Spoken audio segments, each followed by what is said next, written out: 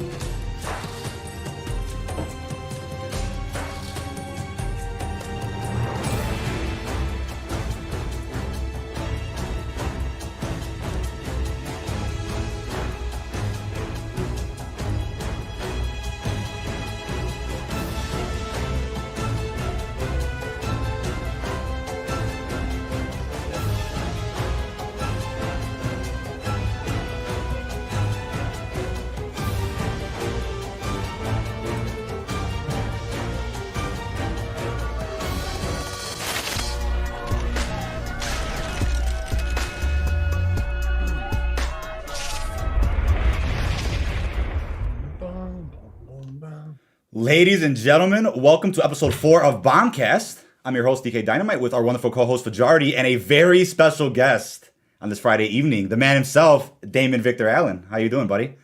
I'm doing great, brother. Thanks for having me. Really appreciate you stopping by. We have the man Woods himself, ladies and gentlemen, here on just our 4th episode of the podcast. I mean, we started this about, a good month ago now, and it feels like every time we do an episode, 5 minutes later, it's Friday already, so we have another episode here tonight. Time is flying by. I just can't believe we're already close to the summer. Got a lot of topics planned out today with the man himself. So first off, how are you doing? How's it going? How's the weather treating you? Dude, weather's great. It's perfect out. It's probably like 75 degrees. Oh yeah. Had a little went on a motorcycle ride this morning. I had to go get some blood work taken. I got vaccinated yesterday. Perfect. There you go. Oh, there we go. Yeah. So I got my vax, man. So hopefully I'm safe. We'll see. Should be. Yeah. We got biker woods in real life there, huh? You got that skin in the game. That's awesome. That's awesome. Yeah. God, I mean, Chicago just started getting nice out weather-wise. We just starting to hit those 70s. So loving the warm weather. Oh yeah, you guys must be psyched up there. Yeah. Finally get to wear short sleeves and some shorts. Exactly. How about you, Fajardi? How's the weather in Canada treating you, my friend? I got my window open right now. It's beautiful. It's really beautiful day today. I didn't go outside, so There you go. Yeah, all that's pretty much you can say about that. Good day outside. You haven't been out. You haven't been outside today.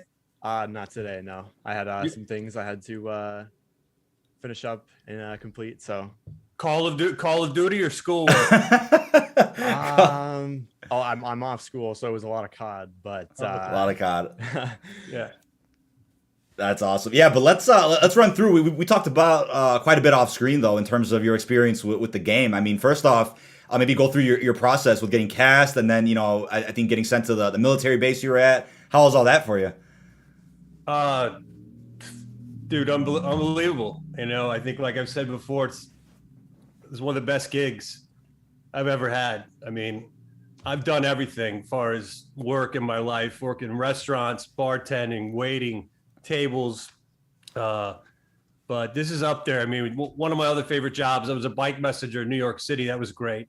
That's awesome. That's awesome. Back in my New York City days. But as far as being in a game like this, it's fantastic. I mean, it's hard to describe because I didn't realize how big it was. Yeah. Oh yeah. I got involved and started looking on YouTube and finding dudes like you describing and going through it. I mean, I had no idea the fan base and how big this thing actually was. Oh yeah. I really appreciate that. Yeah, Chad, in case you guys didn't know, I think it might have been the week after launch of Black Ops Cold War. I got a surprise DM on Twitter from the man himself here, Damon, and I was blown away. I'm like, wait, is it the real Damon or is it a troll? Was it somebody else? And I'm like, sure enough, the new actor of Woods reached out to me saying he had all my content. I mean, I was blown away. I mean, I've never been contacted by any voice actors or people that are involved with making my favorite series. So I mean, it was just unbelievable. And then he was kind enough to send me these amazing autographs here. I'll show them on screen. Look at that. Some awesome shots of the campaign. Gotta love these. Got a blackout shot in there, but same thing. Then we got, it's upside down there. There you go. Absolutely amazing. Yeah, I was blown away by this. God, the campaign, though, of Cold War, I gotta say, I mean, I sound biased here, but I haven't had that much fun in a campaign in years, I would say, since maybe like Black Ops 2, Advanced Warfare. I mean, it's one of the strongest campaigns I think COD has done in a long time. 100%. Yeah, that's cool, man. That's great to hear. Yeah, definitely. It's obviously my favorite because I don't have anything to compare it to. So this is the first one I played. Yeah, I have nothing to compare it to. And you just downloaded Warzone, so we'll definitely give that a shot at some point. One of these days. I just downloaded Warzone a couple nights ago. Yeah, and I jumped in, and I guess I was playing with a couple of rookies on my team, and we weren't on comms together or anything. So right. We were all just running around, not knowing where to go. And the map was just so big, and yeah. Of course, we started getting sniped all the hell. So that happens on a Warzone. No, but I had the privilege of showing you Fire Team, which I'm a huge fan of, and I'm glad you were liking it quite a bit. Dude, Fire Team Dirty Bomb. Yeah. So I played that before I hooked up with you. Yeah. And again, jumping in, not knowing where to go, and collecting uranium and depositing. I didn't know what to do. Right. When I jumped in with you and your boys, man, you guys showing me around. I was like, now it became one of my favorites now. Oh yeah, sure. No, it's good to hear. I think it was hilarious how you got to witness a live nuclear in a match of multiplayer. I mean, that's something that you don't see every day. I mean, especially in the lobbies we were in. I mean, that was fun. You got to see this broken scoreboard. Well, that was you broke the game. Yeah. right? Yeah. It capped you at like 30,000. Yeah. it capped you, capped you at 30,000 points. Oh yeah. It was it was something else. I'm like, I was glad I was able to show you that though. Nuclears are tough to get in multiplayer. That's like the highest streak you can be on in any multiplayer. But and you did that all while having to chase me down to revive me every 5 seconds, you know? Yeah, no problem, man. But I mean, I think you said before how this was pretty much your first Call of Duty. That not only were you in as an actor, but a game that you actually got to sit down and play. Like you haven't really played much COD in the past, really, huh? None. That's I had no idea, and I had no idea how hard it was. I'm like, okay, I'll pick it up. Right. I'll run through little those test things, go against the bot, try to get some aiming down. Yeah. Okay. And then I started playing with my boy C Payne. Oh yeah. Chris Payne Gilbert, who plays Mason. Yes. We play a lot together, and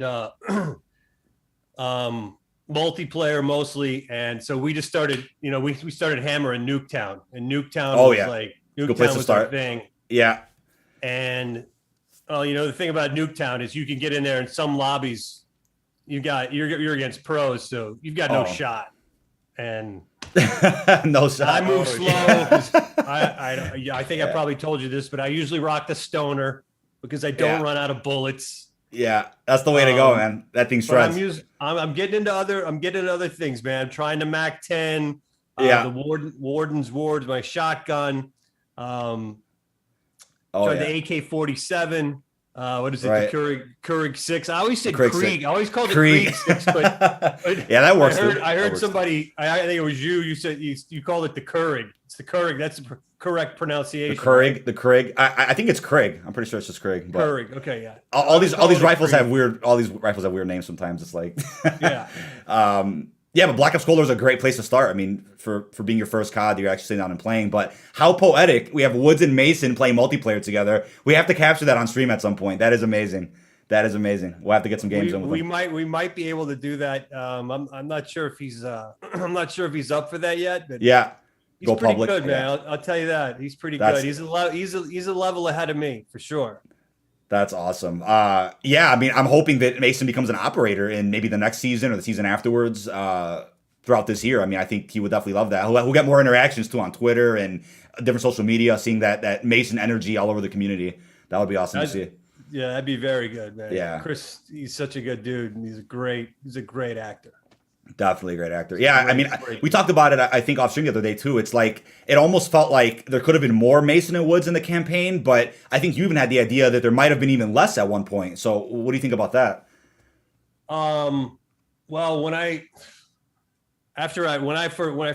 first joined on, I was told Ivy Eisenberg was the casting director, and I think she told me she says, you're going to be playing this guy. He's been in the game before, and you'll probably work 8 to 10 days. I think is what she said. And I wound up doing 30 to 40 days. So damn, yeah. Once I got to know the writers, thank God we got along, and we had such a blast and a good time working with each other. They kept writing me more stuff. So that's I was super happy about that. I mean, it's an honor to play Woods, and this was an honor to get, a bigger role in the game. I'm not sure, if he was supposed to be just a cameo. I'm not sure how big it was supposed to be. Yeah. To be honest, my part, but I'm glad, what it turned into, I definitely had the feeling too that I think at one point it might have been some type of original story that Raven was working on, and maybe they're like, hey, let's just tie in Black Ops, and then they would have thrown in a mission or two with cameos, but then they're like, you know what, you guys are killing it in the role, so let's extend that, put you in more missions. I mean, that's great to hear all the way around, but I would definitely say it was big shoes to fill, right? Because I mean, you were told that Woods had been in the game before, and then you saw, there was the guy James, and he had been Woods. So were you a little nervous going into it at first, or how was that? Well, they don't tell you everything's top secret. You guys know that because you research this game every day of the week. It's your job, and so they don't tell you who you're auditioning for. It's a blank script. Our code name was Zeus, so the copy said Zeus, and it was like Captain so and so was my name, and it was the description said tough, sarcastic, and they wanted a voice. They wanted a voice similar to R. Lee Ermey from R. Lee Ermey, yeah. R. Lee Ermey, yeah. R. Lee Ermey. They wanted a younger version of him mixed with this actor named Jason Beggy. So I worked on it here at the house with my wife. Nailed it. Like 3 or 4 days in a row. And that's awesome. Went down to Activision Studios for the audition. Again, no idea what it was for. But when you walk through the lobby, the first thing you saw was I saw like a Call of Duty Black Ops poster. That's incredible. At that point, I still wasn't sure because I didn't know how many shooter games, or I didn't know how many war games Activision did. I didn't know if they did Call of Duty and, any of the other ones. So I still didn't know. So, I went down and I worked on it with my wife, that's awesome. Great support. She's my biggest fan and my biggest critic. She calls me on my bullshit. And that's how it's supposed to be, man. Yep. Yeah. There you go. So she helped me nail it. So we worked on it for 3 or 4 days straight, constantly. And did it strain your voice a little bit after, I think you mentioned to me before there was about like a 4-hour cap each recording session or something, just to make sure you don't strain your voice too hard? Those are for the VO session. If you're on the stage under SAG-AFTRA, if you're shooting the motion capture and performance capture, those are 8-hour days. Oh, when man. You're doing the scenes, like when we get together and like when we did Safe House, all the actors together, we were actually doing the scenes together. Those are 8-hour days. And damn, yeah. If you're doing VO, it's a 4-hour. It's a 4-hour limit because 4-hour limit. Yeah. Vocally. Especially Woods, though. Woods screaming, cussing. So definitely. Vocally strenuous. So a lot of my days, because of what I was having to say and project, a lot of my sessions would only be 2 hours. Right. And you take they're great. Amanda Wyatt and Dan Lofter were the two main directors, and hats off to them. They there was just so much fun to work with and kind of guided me in the right direction. Right. So, and before COVID hit hard, you were able to physically go to the Raven studio, right? Yeah. So when we first started filming, we started filming here down in Playa del Rey at the Activision Studios in what they call the volume, and that's where they have, I think it's like 200. They have like 220 cameras around to get a 360-degree view. That's amazing of your body and everything, and then they'll have 2 or 3 camera operators on the floor on tripods moving around the scene. So they're filming that live as well. I always look at that. It's like, it may not be a film, it's a game, but the way they produce, the way they film things, I mean, it's movie-like. the way the cameras are operated, the lighting, the everything. It's just, it's always blown me away with how much better that's come, technology-wise. It really is. And it's nice it's nice because when you get to work directly with actors, you get to listen and respond. And so it's more real. It's more natural. So I wish we got to do the rest of the game like that, because I think the performances could have been, a little better. The connections could maybe have been a little stronger, but.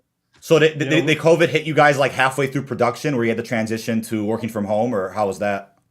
Yeah, I think we started shooting, in late September, early October of 2019. Yeah. And we were doing stuff on the stage at Activision. And that was when that was when Raven was flying in for those sessions. Yeah. And so the first few months we did that, and so we actually did some VO on the stage as well, where they just have me put my lines up on a monitor, and they'd record them like that. But then, interesting. They could usually that the vocal quality was good enough to use, and They also were sending us to Formosa Interactive Studios. They have several locations around LA. I usually go to the one in Burbank or the one in West LA. Nice. Excuse me. So we were going in there to record the VO, but then COVID hit, and I was just actually lucky enough. I was just getting my home studio built, which is basically my closet. I just took the sliding doors and I basically soundproofed everything in there. I took off the glass sliding doors and I put up the sound panels and that. I did the floor. I did the wall against this, and put my microphone here. I put a light in there so I could read the scripts.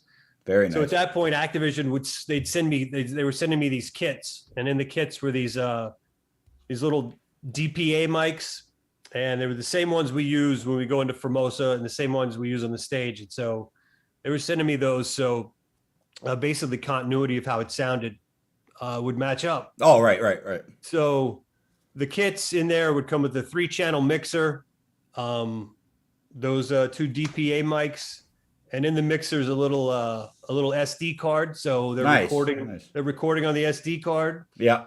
And we're also recording over Zoom. And on the Zoom, there'd be 6 or 7 people with me. It'd be 1 or 2 directors. Yeah. A couple of writers, some producers. Were there ever some technical problems where you're on a Zoom call and then someone disconnects or some issues happen? Oh yeah. Dude, I can imagine. And, I did one for. I had to do one for the mobile game. Oh, okay. I didn't know that. I was doing a session for the mobile game, and the kit wasn't working for whatever reason. I couldn't hear them, so the director actually called me on my iPhone, and I put my earbuds inside of my cans, and so they could hear me, but I couldn't hear them. So that's how we were communicating, was through basically a phone call. iPhone call. Yeah. Wow. I didn't know that. See, somebody correct me in the chat. When was Woods added to COD Mobile?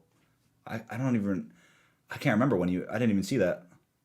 What do you think? I wish I had an answer for you, but I don't know. I didn't even know they. I don't even know either. Yeah, COD Mobile. COD Mobile's great. They do some crazy things. They kind of merge all the games together. Black Ops, Modern Warfare. They've kind of merged everything into one for that mobile experience. But every now and again, they'll add in different characters and specialists and weapons. I didn't even know Woods got added to that.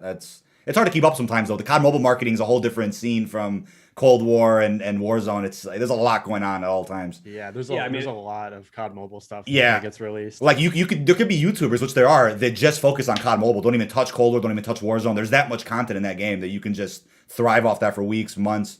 I've never even played COD Mobile. Yeah, it's probably a little tougher to get used to because you gotta have your thumbs, positioned a certain way on the phone, and you can connect the controller too, but. Do you have to have a special? Can you do it on your iPhone? Any iPhone, I think after the 7, I think could run COD Mobile. iPhone, Android. There is a way to emulate it on PC where you can play it on the computer, but you'd have an advantage over mobile players, obviously, with that one. Yeah. No, that's awesome. I didn't know you did COD Mobile. But what do you think about story-wise? Did you catch up a bit on the Black Ops universe before you started recording for Cold War, or did you kind of just jump into things? I got I got very little. I got very little information. Yeah, and I was kind of instructed not. I was instructed kind of not to. I don't know how to say this properly, but maybe I was instructed not to do too much research. Got it. I understand. Yeah, I understand. But obviously, the voice. Lucky enough, the voice that I was doing was close to what they were looking for. Oh, absolutely, yeah. I guess they obviously like my performance, thank God, and that's probably why I was cast. It's kind of luck of the draw, right place, right time. Right place, right time. And that's incredible. Yeah, I think we've seen that though across different industries too, whether it's movies, TV shows, where if a character is cast and maybe the actor is different from the original, they usually always tell the actor like, yeah, don't mimic what that guy did or what she did. Definitely put your own twist on it. So no, I fully understand where you're coming from with that. That makes a lot of sense. Yeah. And even then, it's the Woods we have in Cold War is kind of like, it definitely emulates the Woods we grew up with, but then it takes it to a different level that we haven't seen yet, which is amazing. We get to see them in Zombies now, in Warzone. The reveal was in Warzone. Luckily, you got to see that, right? when the event happened. That was something. I mean, we didn't know what was going on. We're just walking to a building and Woods is standing there holding a weapon. We're like, yo, what just happened? That was really fun. That was really fun to see him sitting there and upstairs in that. Yeah. Was it a building or was it a wood cabin or something? It was a house. Was it a house? You know, it actually was different. Random. It was random. Yeah, it was different locations for everybody that played, which was interesting. So you never really knew where he was going to be, but that was something. I saw the one where they walked upstairs and he was standing upstairs and they saw him. Yeah. But that whole thing, like, back to like how I discovered, so I started watching, searching YouTube videos on this, and that's how I found dkdynamite. That's how I found you. That's something, and, man. You became the household favorite. Me and my wife. My wife's like, this dude's such a sweetheart of a guy. I'm like, yeah, he's so cool. And then you guys started with the solving the Easter eggs, and that's when I found some other people and started watching, a little bit of Noah J. And yep, he's huge. Just how you guys solved the Easter eggs, man, it was just mind blowing. Yeah, Easter eggs are something else. I was sitting there with the pen and paper, and I was like, "What the hell?" Yeah, where do you start? Yeah, I know. No, zombies, and that's something that I hope we'll play a little bit more. Over the next few weeks, we're running through some of the Cold War Easter eggs. Those maps, I mean, they're great, but Easter eggs, as a feature, have been something since I want to say it was 2011 when Ascension came out. Treyarch has always put in some absolutely just insane quests that will make you rethink how you look at the world. You're like, wait, how are these things being solved? Puzzles, little ciphers. You got to do this. I mean, it never really makes sense how they get found. It's just kind of like right place, right time. There's a million people trying it, so somebody will come across this step, that step. I mean, wow. I've only had the privilege of solving 2 of them first.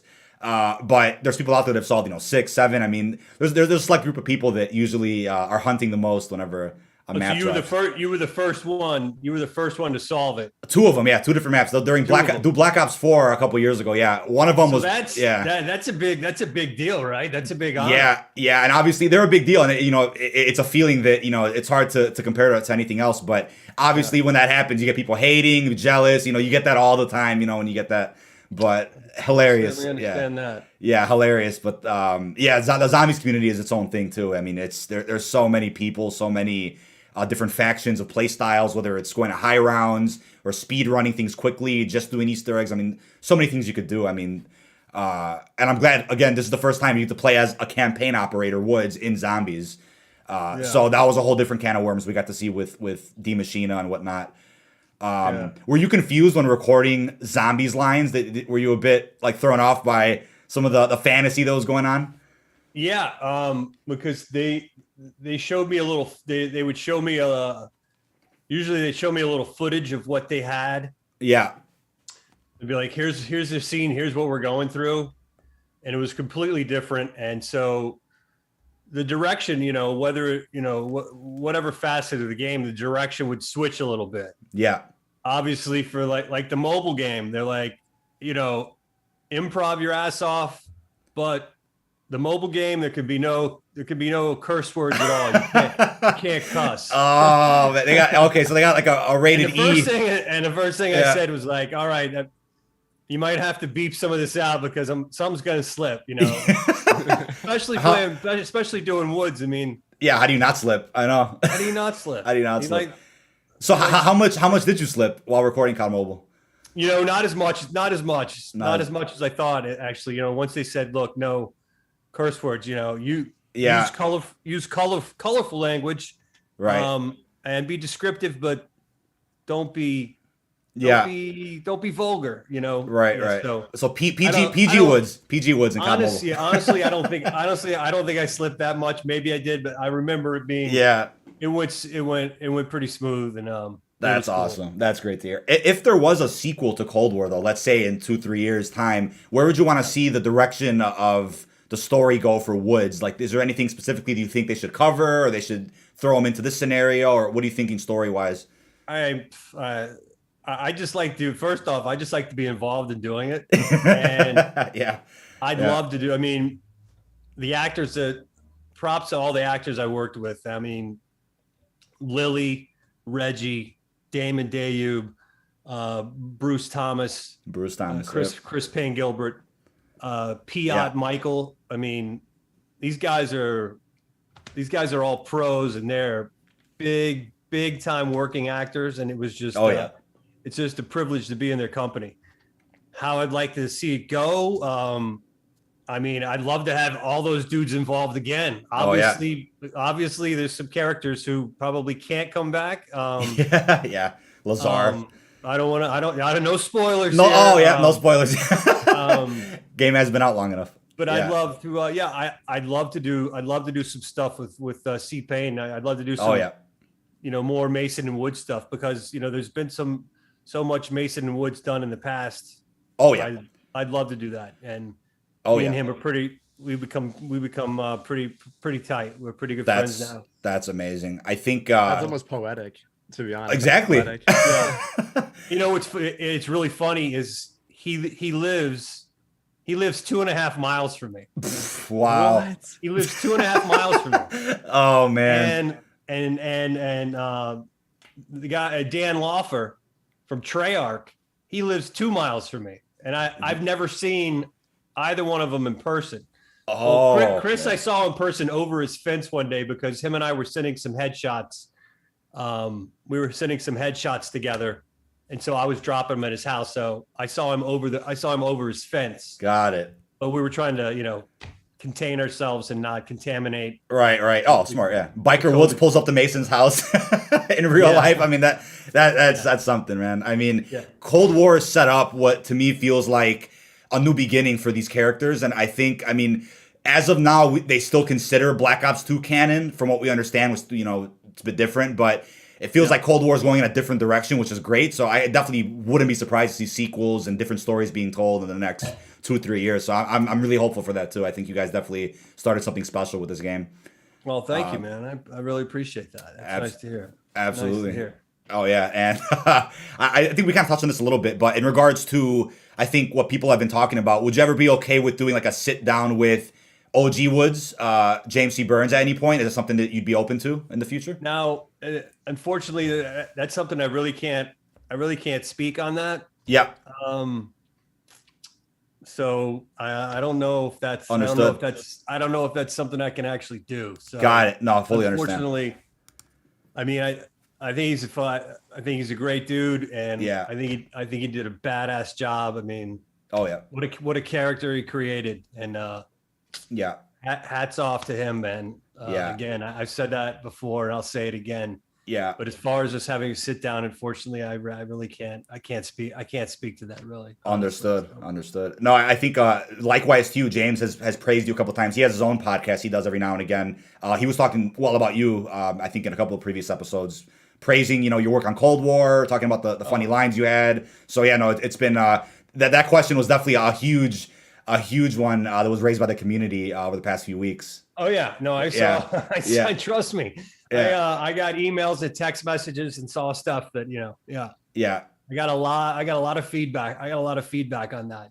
That's amazing. It's part of it. That's part of it. You got to take the good with the bad, and it's art. It's subjective. Anything you put out there, it's going to be judged. And right. Like I said before, if somebody replaced one of my favorite drummers in a band, or my favorite singer in a band, or my favorite actor in a show, I'd probably lose my fucking mind and be extremely pissed.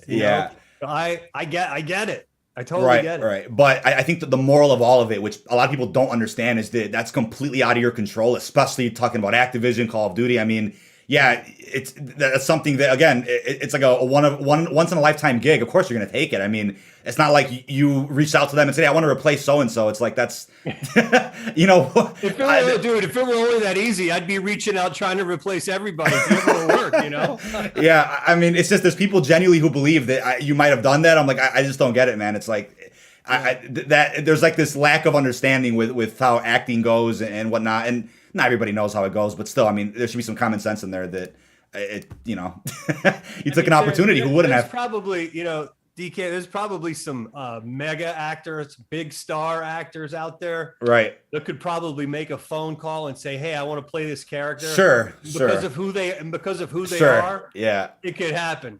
Right. I'm not in that position at all, man. I'm not in that spot at all. If Arnold Schwarzenegger called up Activision and said, "I want to be Perseus in Cold War," I'm sure they might have allowed him to do that. I mean, but those are expensive actors, so I don't know if they want to if they're trying to drop that bag on that, on characters. I could have seen Schwarzenegger playing Perseus. I could have seen that happening. Yeah, but I think what they went with was I can't remember his name. Correct me. The actor from Stranger Things, who I'm familiar with, who played Perseus. I can't think of his name at the moment. Fajardi, you know? I can't think of his name either. Yeah, I don't know his name. He was definitely an interesting choice. Actually, I'll pull him up right now. The casting though in Cold War. I mean, Bruce Thomas also nailed Adler as well. I mean, it's not every day. I mean, usually every new Call of Duty that drops, there's new characters and whatnot, new stories. Cold War, for some reason, and we kind of know the reason, but for some reason, the new characters it introduced have been bangers back to back. Adler, Stitch. I mean, memorable characters that the community genuinely enjoys playing as. I mean, you don't see that with every game.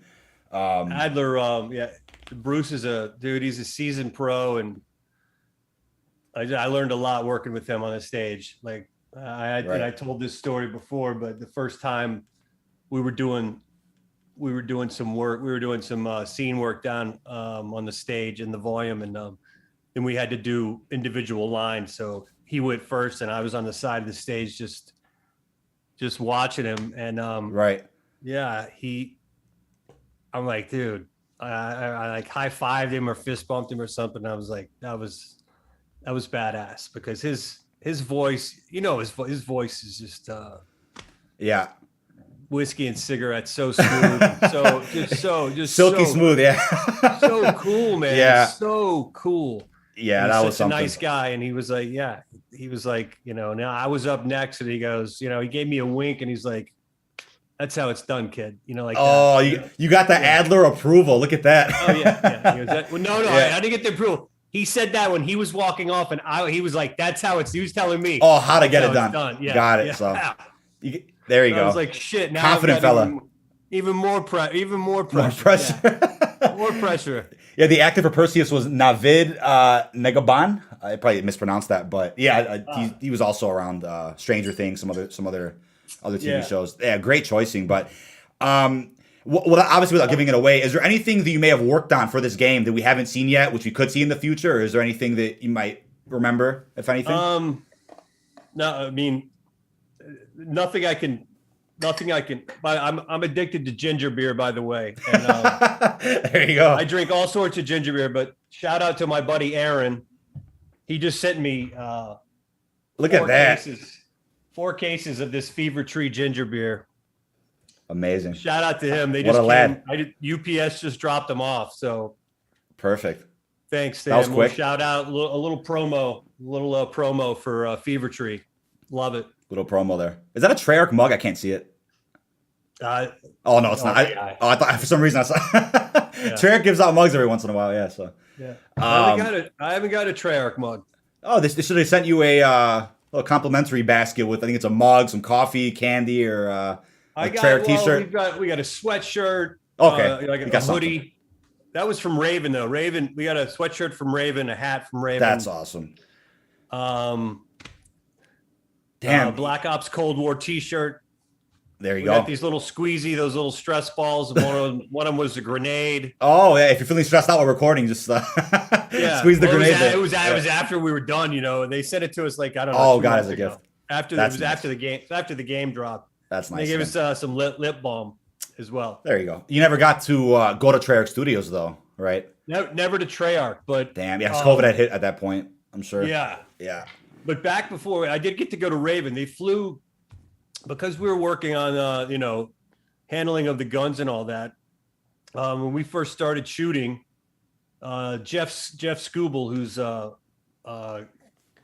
he's an actor and works with Raven, and he choreographs all the gun scenes, all the movements, and so right. I would stay after sessions down here in LA with him to do gun training. That's awesome. How to pull the weapon in the right way, blah, blah, blah. And funny enough, they wound up asking us, would you guys be interested in coming up to Madison, Wisconsin to do some some military tactical training with us. So Wow. of course we said, yeah, of course, hell yeah. Who wouldn't want to go? Yeah.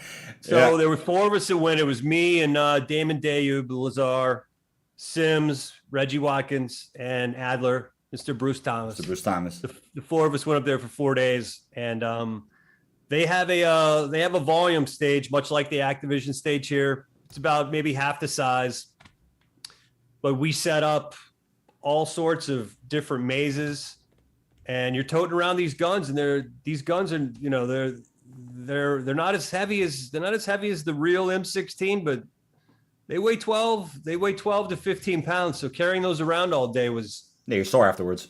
oh my dude. Oh man. We were sweating our asses off because we're in those suits. You know, we were in the suits. Right. So it's like, you know, Damn. the performance capture suits, they feel like a wetsuit, so they don't breathe a lot. You sweat your ass you're off. drenched. Oh yeah. Drenched. But I mean, but seeing Raven when we got there, I mean, talk about a cool company, man. And I had no idea how big there must be 250, 300 people that work there. And there's different sections, man. You walk over this section, these 50, 75 people are all they're just working on the guns. And this section over here, they're just working on the skins, what people are wearing. And then you go to this other section and there's 30 or 40 people hired, testers, or I guess they're called testers. All they're doing is playing the game. QA, yep. All day. Like finding like, oh shit, I can walk through a wall here. We got to fix this. If I go over here by this rock, I become invisible. You can't see me. We got to fix that. Lots of bugs. And of course, you know, from the community, they get all sorts of feedback of what they need to fix. Right. Maybe not always in the most respectful way. You know, F this, F that. Oh, and they'll tweet. Oh yeah. Oh yeah. Please remove SBMM. You know. It's like, oh man. Okay. So skill-based matchmaking, like everybody is just over the top. Hey, I'm calling that a hoax, and I've talked to you about this before because you're a new player to Cold War, right? So what it's supposed to be is that when me and Fajardi join you, we're supposed to get easy lobbies because you're a new player. It's going to put us with other new players. That's the SBMM rule. It doesn't always work that way. We see the lobbies we get into. We get, you know, tough lobbies. It hasn't been that way when I've been with you guys. Yeah. I'm getting blown. Right. And then if I'm hosting, I guess you're supposed to get much harder lobbies. I've been playing for a lot longer. But the thing with SBMM is like, look, people have proven it exists. There's data that supports. Yeah, you know, there's a matchmaking system that puts you with players at your skill. We believe that. But people use that as an excuse. Every time they die, every time they get into a bad lobby, oh, SBMM. And I'm like, there's just people out there that play like a-holes, right? That's just the way multiplayer goes. I mean, you're just gonna run into that. It's not it's not a system that's designed to make you have a bad time, you know. So that's been such an exaggerated topic around and you've seen plenty of comments. So I'm sure you've seen the tweets and or they'll tweet, they might even tweet you or a Charlie Intel news article. They'll say fix SPMM. You guys aren't working at the studio. You know, you aren't developing the game. Why are they asking you guys? It's like, oh man, and asking me like I could do something about it. Yeah, they want you to call Treyarch right now and say, hey, please, you know, and get something done. And everything's abbreviated, and I'm new to social media, and I don't know the abbreviation. So every time I see this, like, skill-based matchmaking, SPMM, I didn't know what I'm like. I'm like, what is this? I had to Google it. Yeah, it's like everything else. Oh man. Like, now I see what it is. Yeah. So. Oh yeah. But going back to the Raven trip, that was that's incredible. It's amazing. I had no idea that I mean, Activision out here is huge, but this company, I had no idea that there were that many people and working on such specific things in the game. And I go back to, we did military tactical training with Jeff Scooble, and he's a stunt man. He's an actor. He acts in the game. He does a lot of motion capture for the game. So he's a fill-in sometimes too, I would assume. What's that? Does he fill in a lot then for kind of random characters or? He did actually. He filled in for Mason. Wasn't cast yet. Got it. When we did the Reagan scene, and we're sitting at the table and we meet Ronald Reagan.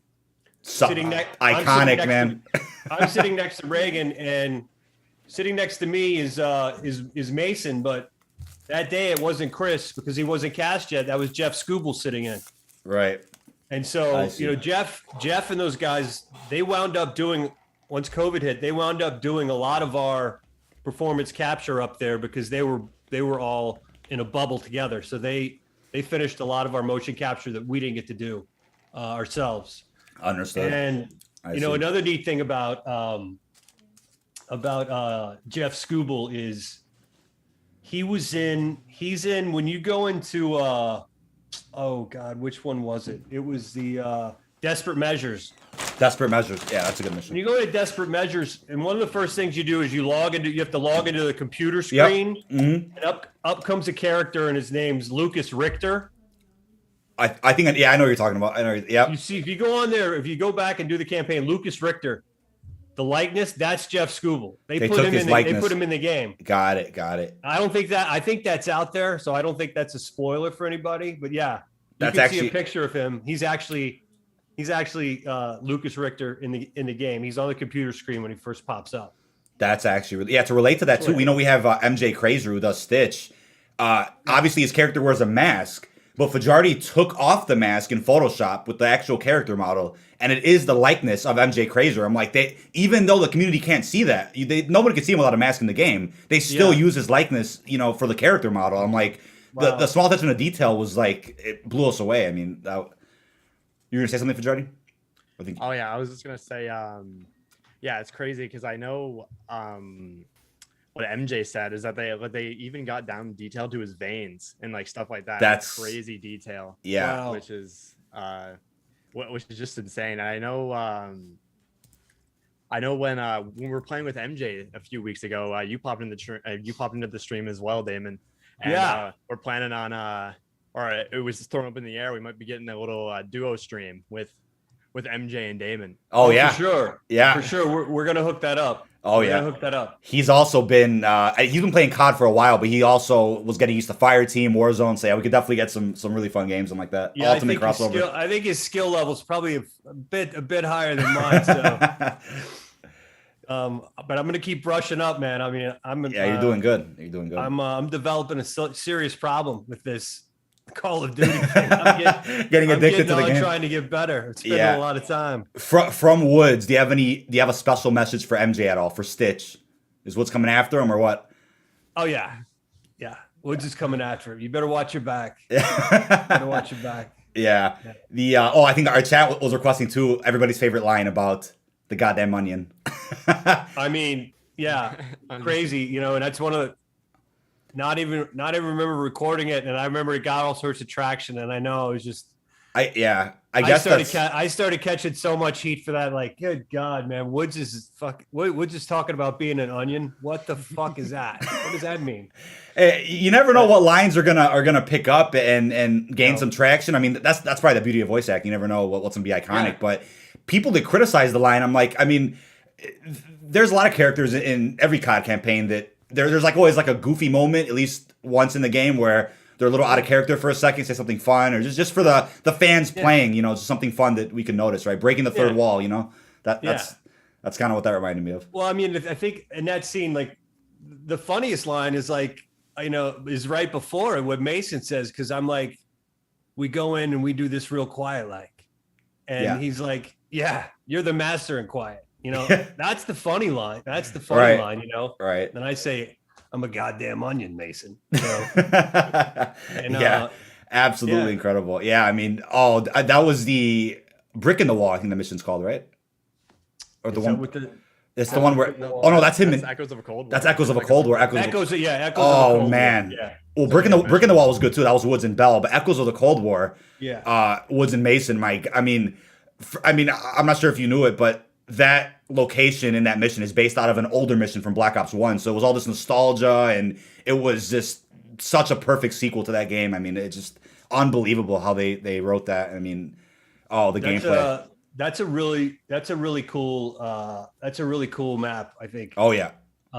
Easily. And when you have to run across those broken bridges, and if you fall, you're toast, you know, you're toast. Right. But I like one of the lines I like from Echoes of a Cold War is we're doing the zip lines, and you know the place has been blown up and it's shredded, and we don't know if these zip lines are going to hold. And so I'm making Mason go first, and he goes. We get to the second. Yeah. I think we get to the second or the third one, and I say something like, "Go ahead," and he goes, wait, I went first last time, and I'm like, well, why change it up? You know? Oh man, that mission was something. That's easily the best mission in the game, I'd say. That one, and every mission's good in that game. I mean, every mission's good. Every mission's good. I mean, Fajardi's joke all the time because we're talking about, we're playing multiplayer.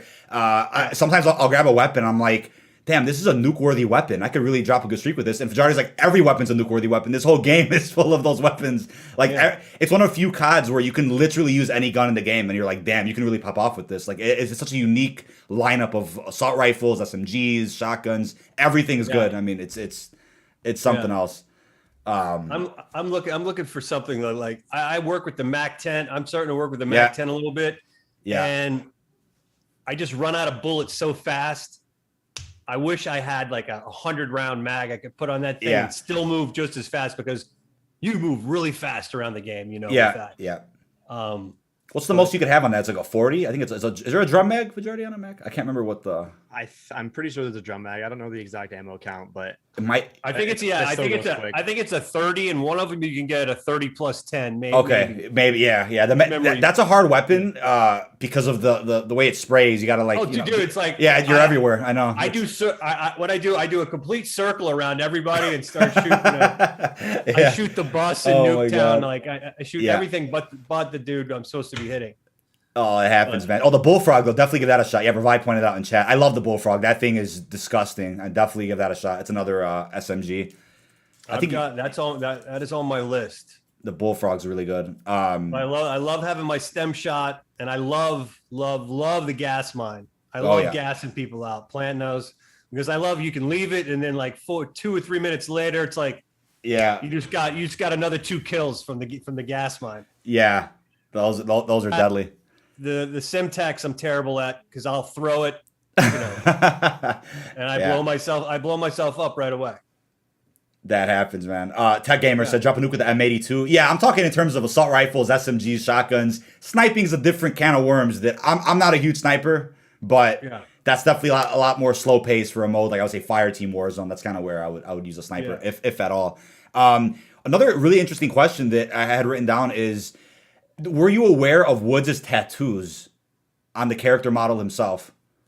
No, I had read something about him. I wasn't aware going in, but I read a little bit about something, and I read a little bit about some. But as far as my knowledge of what they all mean, what one of them was, what's one of them? 311 is that one of them? There was 115, and there was 115. That's what I mean. 115.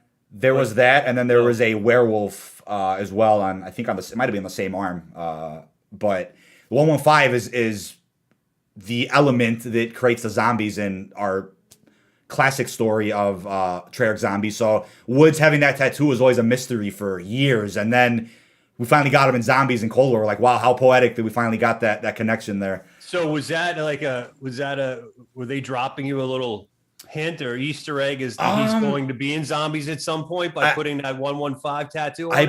I believe 10 years ago there was a map plan with Woods and Zombies. It was a long time ago, and it got canceled. So I think the tattoo that entire time was hinting towards that, but unfortunately the map got canceled. So it wasn't until literally Cold War's release that Woods finally was added into Zombies of some sort. So that tattoo finally had some meaning. But yeah, it could have been a hint by Treyarch at one point of where they wanted to go.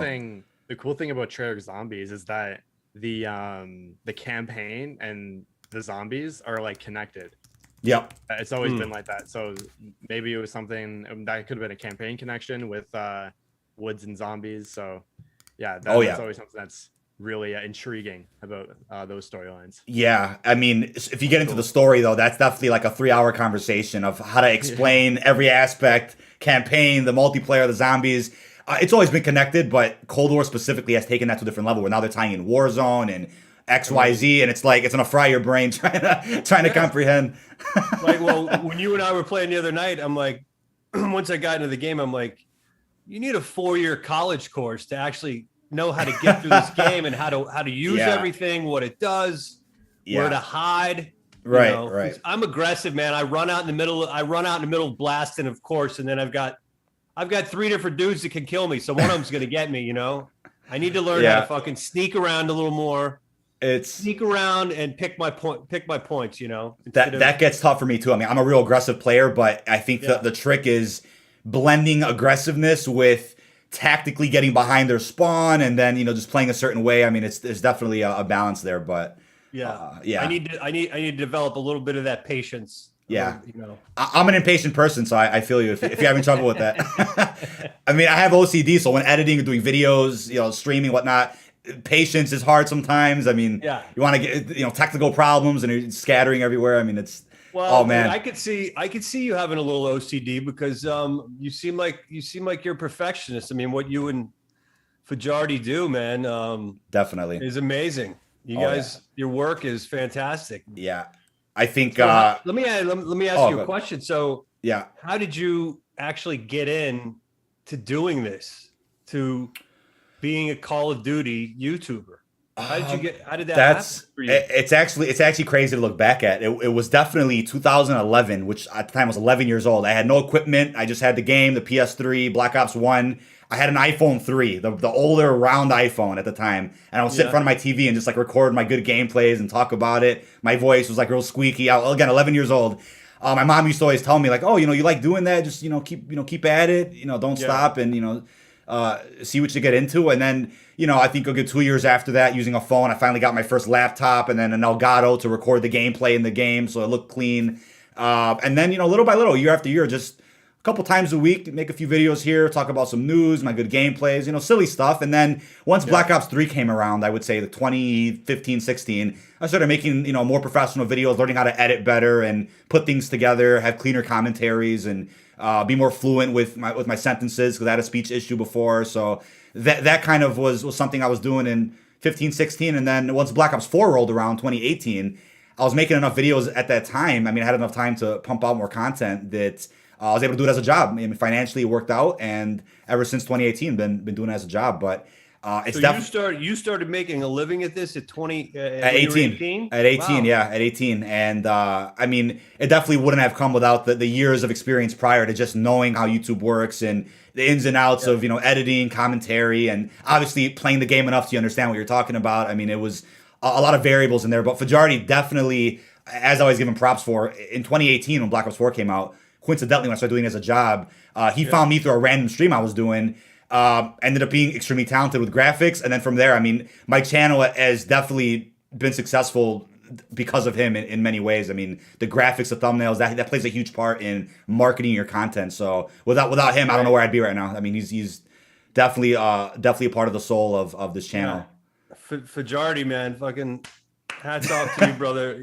You do fantastic work. Phenomenal. Yeah, thanks. So I'm going to ask you the same question. How did you get into this? Well, my story is definitely a little bit more basic. I played pretty much almost every single Call of Duty. Probably starting since Black Ops. I think Black Ops was my first Call of Duty. And then I went back and played the older ones as I through the following years. But so what year was that? What year was that about? 2010, right when Black Ops dropped. Okay. I've been playing since then, and I would always just play on a console. And then probably around 2017, I got a computer, and then I self-taught myself Photoshop, like everything to do with Photoshop and stuff like that. And then I started to do just a little bit of graphic design here and there, nothing major, because I obviously wasn't really that good at the time. And then fast forward to 2018, I'm still kind of good. I mean, DK would probably say, "Oh, he was amazing at that time," but he needs to give himself more credit, man. Give yourself, give yourself pat on the back, man. You deserve it. But then years go by, or 2019, Black Ops 4, making stuff all through the summer. That was a great summer, just grinding the game, grinding thumbs. And then 2020 comes around.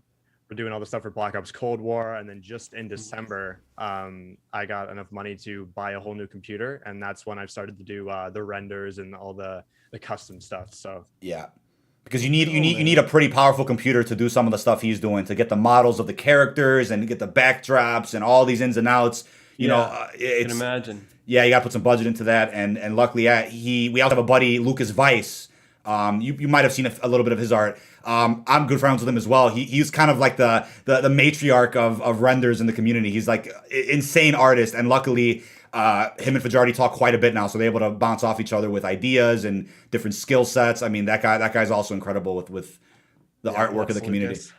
Yeah, Lucas. I mean, just looking at some of the things these guys have made, it almost looks better than some of the promotional art for the Call of Duty posts. It's crazy. It's beautiful work. I mean, well, you guys do great work, man. Keep it up, and it's amazing that you're both so young and you're already making money at this. It's fantastic. It's honestly a dream, because it's like a lot of people say, oh, you're just sitting there playing games, you're just making thumbnails. I'm like, if it was that easy, everybody would be doing it. It takes a lot of energy and just concentration, sacrifice. I would love to play more often, but a lot more time has to go into the content. Same with Fajardi. We'd love to play fucking all day if we could, but work has to get done, and that's how it goes. But yeah, a lot of maturity is required, and it definitely it's different. I mean, it's the next generation of self-employment, of self-owned businesses. It's a little different from what typical jobs are.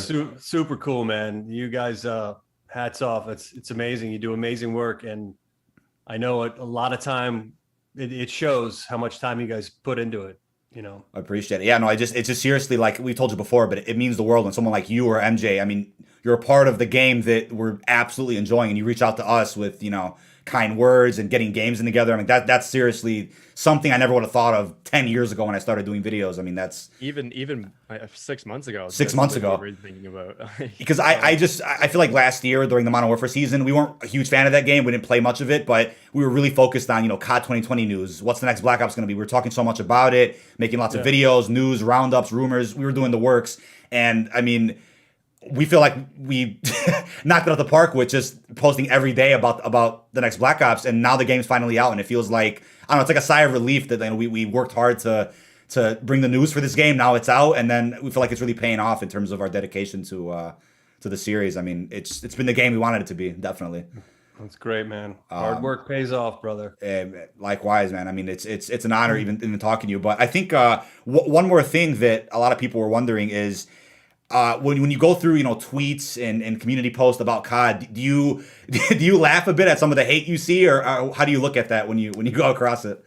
Well, when I first, I was never, like I said, I didn't join social media until right before Recently. the game. Yeah, right before the game came out, and when I got hired to do this, when I was getting hired to do this job, my agent Vanessa Gilbert at RSA was.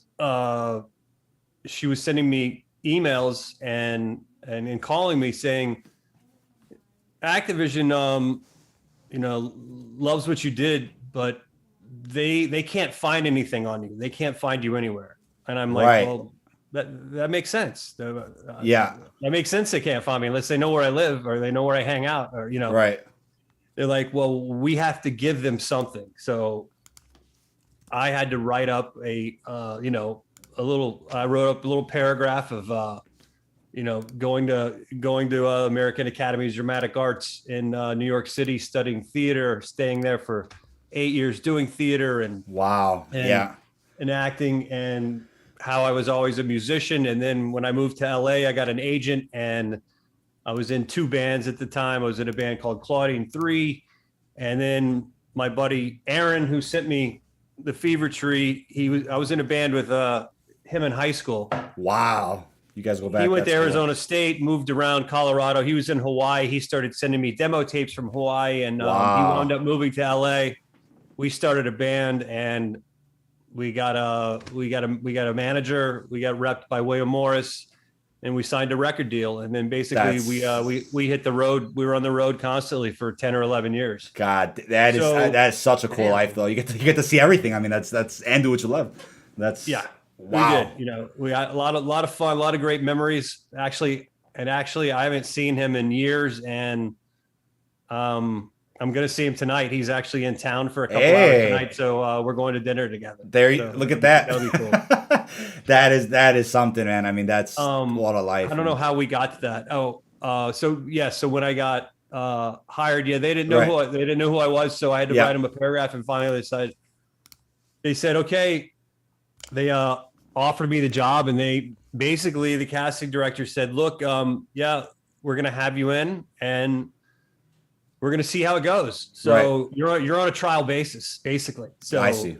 That made me a little more nervous because I'm like, shit, I got the job, but now I have to go in and prove that I can do it. Yeah. And so a lot of pressure, man. All the scripts they were sending me, I was just blasted through them, spending every night reading them, trying to memorize as much. But when you go on the stage, most of the when you're doing solos, it's just you have the lines up. But when you're doing the scene with other actors, obviously it's like it's like doing a film or doing a play. You have to have everything memorized.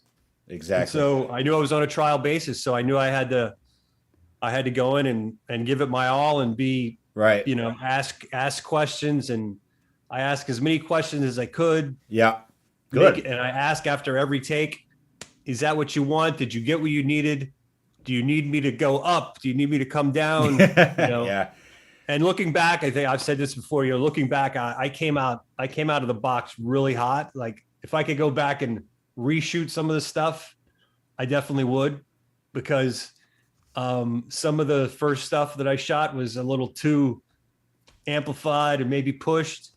So I would maybe pull some of that back a little bit, but I think it was still great, man. I think anybody who does any form of art, they'll be like, they'll look back at it and say, oh, I could have done that better, But I think that's what every genius says, man. Thank you. Every time I do something. Yeah. So there would be, as we moved along and got in session after session, it became more comfortable, and I got, really comfortable with the character and who I was, and I was with the help from Amanda Wyatt and Dan Lawfer and all those people. That's incredible. Tremendous group of people. And not everybody's cool with social media, so that's awesome that you were open to throwing out a Twitter and an Instagram. That's how it's not for everybody. Yeah. So social media. I got my arm twisted to get on there. Like you need some kind of presence, if you want to keep doing this. So I got on, and I had some help with this lady named Mary Simmons, social media. She's fantastic. If anybody needs help, reach out to I think her company's called Mary Simmons Media. She's fantastic. But I was posting, like she was having me post 5 times a week, Monday, Tuesday, Wednesday, Thursday, Friday, and it was just, I'm like, it was just way too much. And I'm like, I can't handle this. Yeah. No, so I had to take a break. I had to take a break from it because it was driving me crazy, and that's all I was focusing on. And I wasn't doing anything else. I'm like, this is way too much. I was falling in rabbit holes, watching this, and it'd take me to that. And so I backed off for a couple of months, and then now I've got some things upcoming. So I'm just gonna post.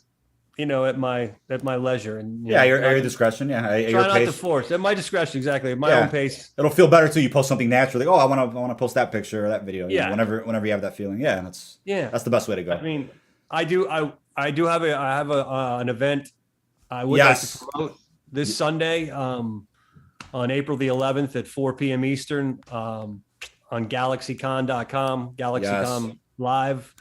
Me and the Cold War cast are doing an hour-long Q&A. That is awesome.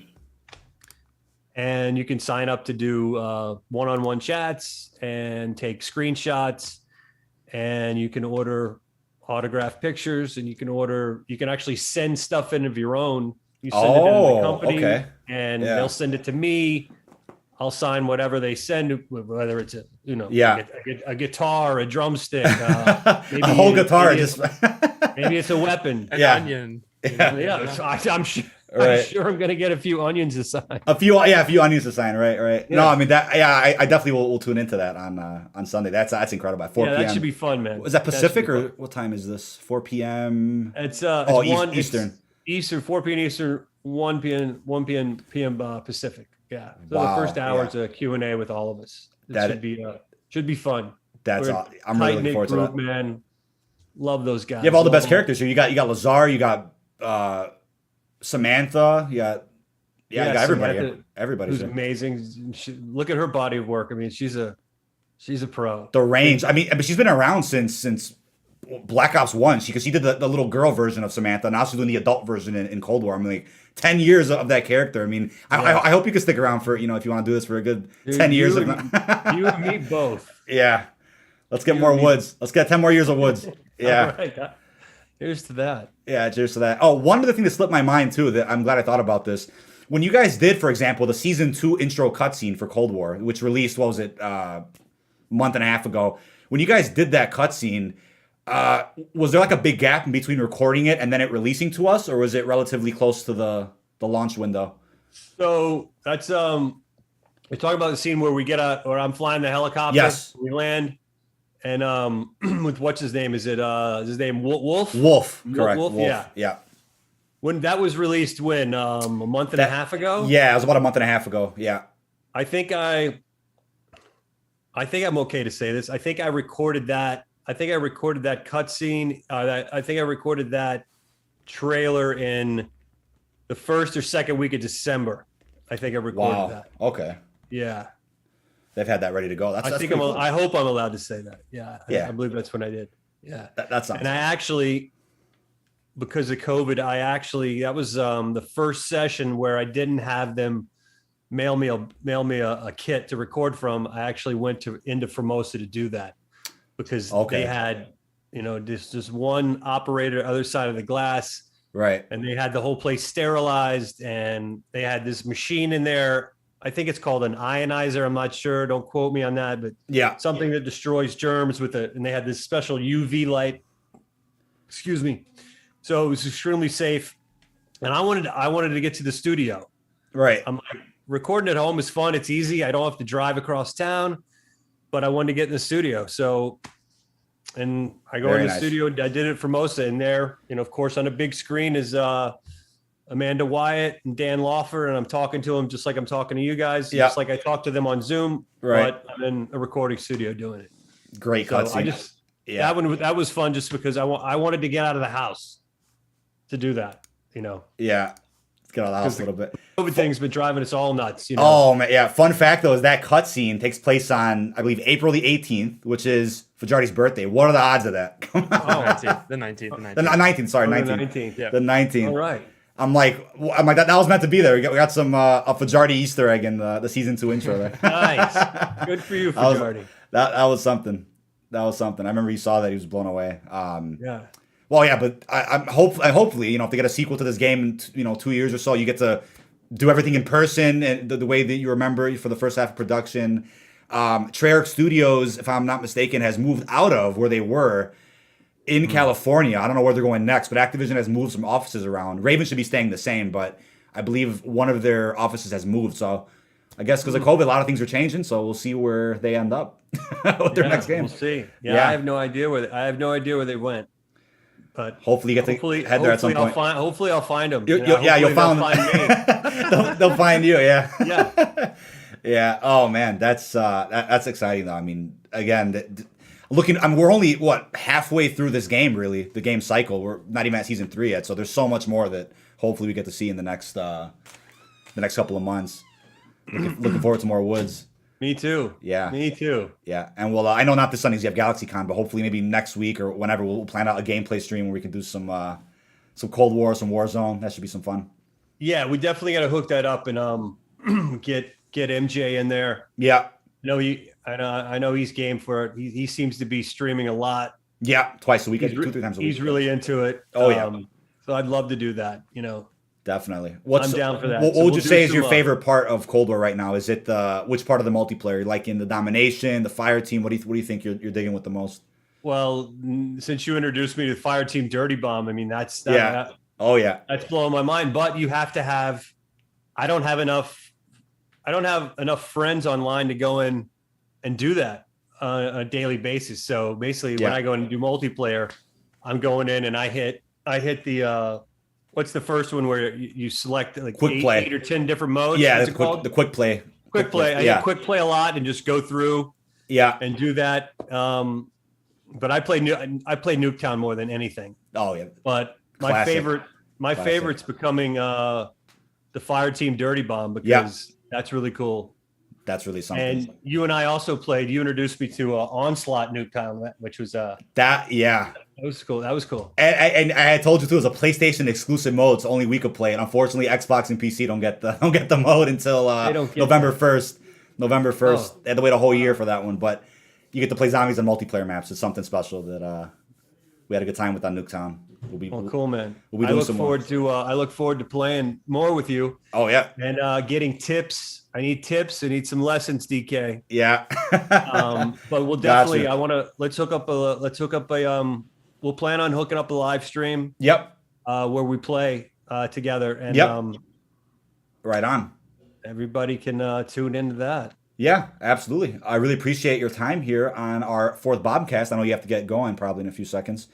Yeah, I just seriously, I appreciate everything you've been doing for the character, for the community. I mean, it's been a breath of fresh air. If you need any help with social media handling or anything, just you always give me a call. A few minutes away from answering. I'll get back to you ASAP. I really appreciate that, man. Thank you. You guys have been too kind. For Jardy, I appreciate you. And Yep. man, thanks for having me on, man. This has been a lot of fun. Anytime. Hopefully, I have you again at some point. That sounds good, We'll man. try to get a sit down. We'll get a round table with MJ at some point. We'll get him on it. Yeah. We'll do a big Let's do discussion. it. Yeah, because we Let's do it, get a hero and a villain perspective, different perspectives of handling characters in the game. Oh, another thing, the Ronald Reagan scene. Before you go, Yeah. how iconic was that? I mean, that's we never had Ronald Reagan in a cutscene of any Call of Duty, so that was my god. That was crazy. That was played by Who played him? Yeah, I talk didn't know. about a big time voice actor. That guy's name is Jeff Bergman. Jeff Bergman. Okay. Yeah, and if you Google his name, I mean that dude's been doing voiceover for 35 years. He was doing he's done so many characters you wouldn't believe. He used to do all the what was the stuff he did? All the Looney Tunes stuff. Oh, okay. Stuff like that. Like wow. he's done. At one point, I think he was doing 5, 6, 7 different of characters. Like he's that multifaceted. The range. I mean, the range is crazy. It reminds me of Piat. Piat Michael is the same way. I mean, that dude can mimic anybody's voice. Oh, he's Hudson. He's Hudson. Got it. I see. He's Hudson. But yeah, he's What a guy, he's man. everywhere. I mean, he does his Joe Biden is amazing. That's awesome. His Jeff Goldblum is insane. Oh, his man. Steve Buscemi is insane. I gotta hear this, man. That's I mean, awesome. and he's all over the place. He's on Jimmy Kimmel all the time. Okay. As Joe Biden, and he's on Jimmy. I've seen him on Jimmy. Oh, Kimmel. that okay. Jimmy I think Kimmel. he was on Jimmy Kimmel. Okay, did he play him physically? He had a Joe Biden. How did he do that? I think I might have seen that. He just. I think they put up a picture, and he just does the voice of it. Oh, did the voice? Okay. He's not dressed up because he doesn't look like Biden, but Okay. his That's actually Biden really- is his Biden is hysterical. I gotta check that out. That's awesome. Yeah, But yeah, so talented. definitely call up Treyarch. Have them add a Ronald Reagan operator in the game, man. Come on.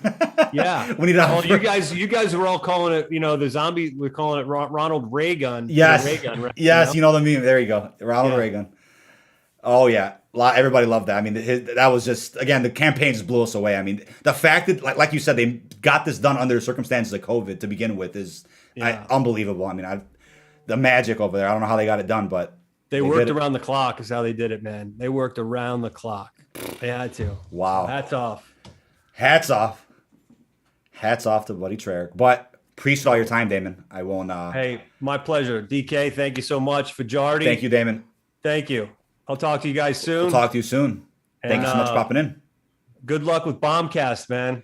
Appreciate that. Every Friday evening. Thank you. I'll tune in. See you, boys. See ya. All right, chat. We do have more topics to go through real quick. Let me change let me open up Discord, actually. What a good guy. Yeah, I mean, okay, we went for 1 hour, and let me open up Discord. We went for... Oh no, I'm big. I know you're big. Yeah, I'll turn off those cameras. Let me open Discord, and it should be fixed. For Jarty, I think it's I'll called... hop on the server. Yeah, it should work. Hop in the server, and then we'll finish off. We have more topics, chat, with... Actually, you can see on screen, actually, the other topics we have. All right, I'm going to leave this. All right. Let's see if that works. Okay, perfect. Let me just end Zoom. First time using Zoom, chat. I have never used Zoom for anything but, I think, a school assignment a long time ago. Okay. Right, here I am. Yep, bingo. Discord open perfectly. No issues. God bless.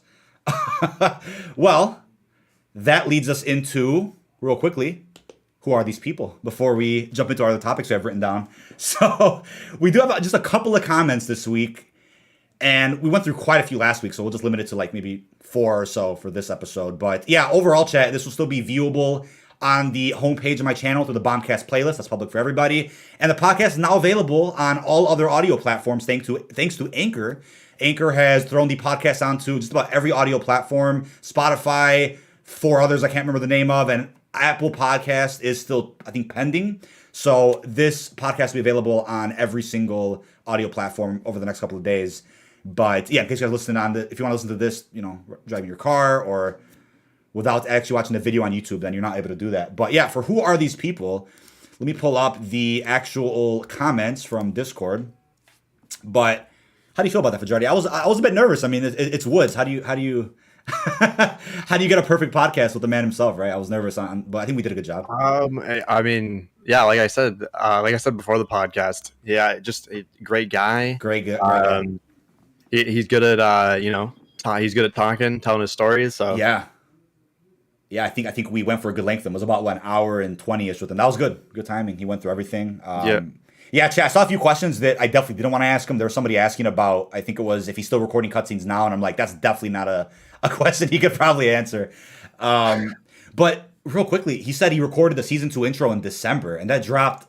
When did that drop? What date was that? It was like March. No, season 2 started. I'm sorry, February. When did season 2 start for Cold War? I'm looking it up real quick. Cold War season 2 release date. Let me get that up.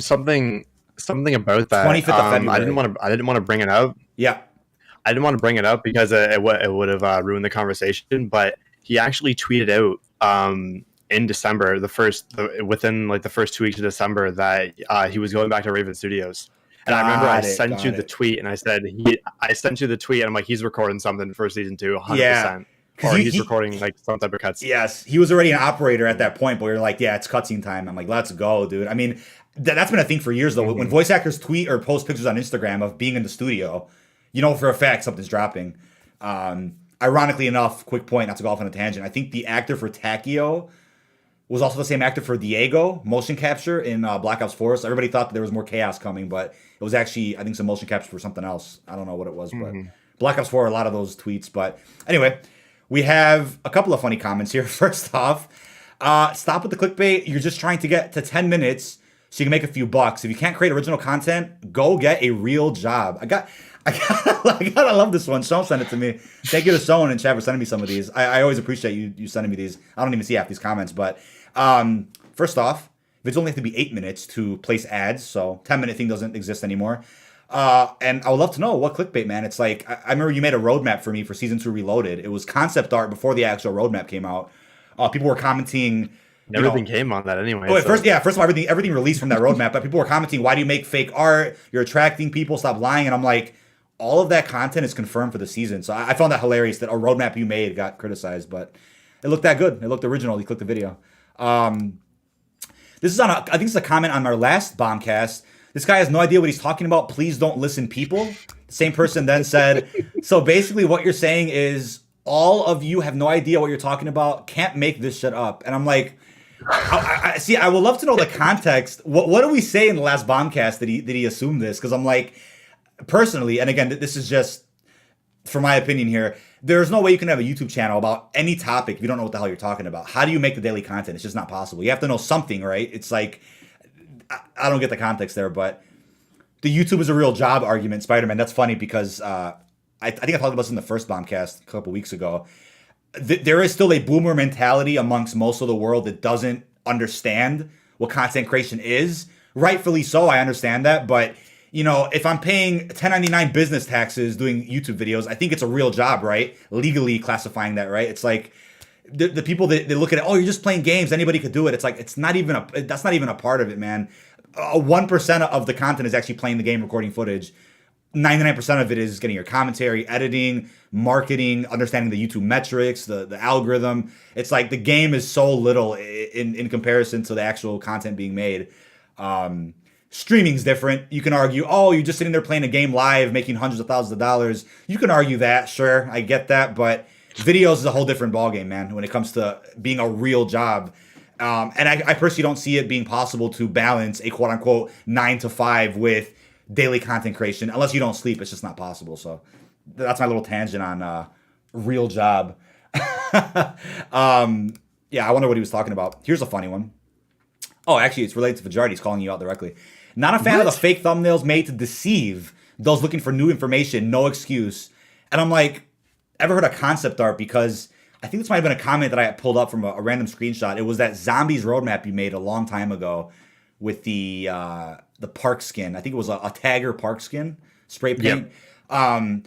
Again, it's like if the thumbnail is addressing the video, even if it's concept art, it falls under the category of you're in the green for YouTube's terms of service. It's like, do I not have the right to make concept art? I'm like, look at the 1,000 fake thumbnails that bigger channels do for Call of Duty, for zombies. You know, it's concept at least what art. I put in it. At least what I put in it, it was relevant to whatever was talked about in the video, or Right. what it becoming. It's not just a complete lie. Yeah, say it with me. Continuity, my friend. Continuity. That's my favorite word, bro. Continuity. Bless the continuity. I can never have a thumbnail or a title not match the video's about. OCD doesn't let me do that, man. I'll be sick. Get physically ill. Last one here. Gotta unsub. You don't need to alter your voice for YouTube videos. It sounds way too fake, brother. You can't say, I'm not gonna say the word Nazi. Come on, snowflake syndrome. I'm like, bro, I mean, where do I even start with this one? You don't need to alter your voice for YouTube videos. I mean, all I would say in terms of commentary is I have a certain cadence where I'm talking, in my opinion, as slow as possible so that people don't say, you're talking too fast, I didn't hear what you said. I try to have a cadence that is soothing for a video commentary that's addressing dozens of topics. My voice doesn't change though. I mean, I don't have like a deep voice or a squeaky voice. Like I try to have it where it's my voice, right? It's like, what changes in the commentary? I don't get it. Also, he mentioned about you can't say the word Nazi. You can. I mean, I think I have many times in videos talking about the Ether story, but just to avoid an unnecessary not a copyright claim, an unnecessary guideline strike from YouTube, because they're very sensitive now with how language goes. So I don't even want to risk it. It doesn't, even if you're allowed to, I'm not even going to risk it. I don't want that kind of heat. You know, sure, Nazi, that's based on real history. Of course we could talk about it, but YouTube's terms of service are constantly changing.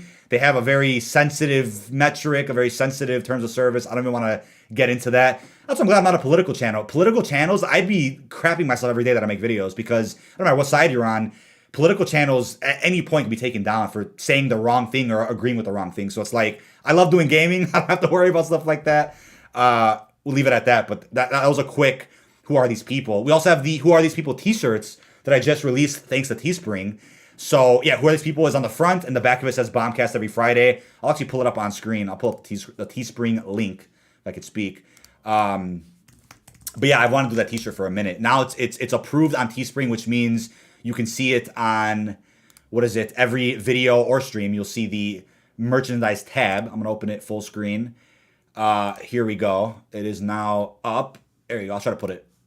Yeah, so Who Are These People? They're on the front, and then on the back we have Bombcast every Friday. Love that. I don't think there could really be a Friday when there isn't an episode, unless something really comes up. Maybe something releases, or we pre-record an episode. Hopefully we have, something locked on every Friday, unless something goes wrong. But lots more guests are being planned at the moment, and there'll be episodes with just us two. But real quickly, the YouTube poll is over for most popular Call of Duty. What are your thoughts, Fajardi? Black Ops 2 is the winner. It came down to Black Ops 2 and COD Mobile. What the hell, dude? It was Black Ops 2 that one?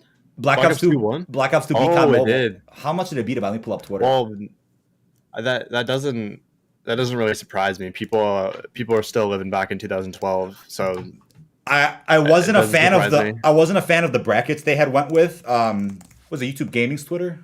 Let me see. Let me pull up the right tweet. Yeah, it is. I was very confused with the selection of. I mean, Black Ops Cold War versus Modern Warfare. That's a fair lineup. The recent games, similar mechanics, similar modes.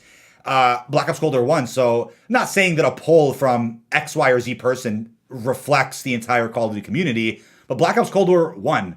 So, what does that tell you about the quote-unquote Modern Warfare fanboys, or people that say that Modern Warfare best game ever? How do you feel about that?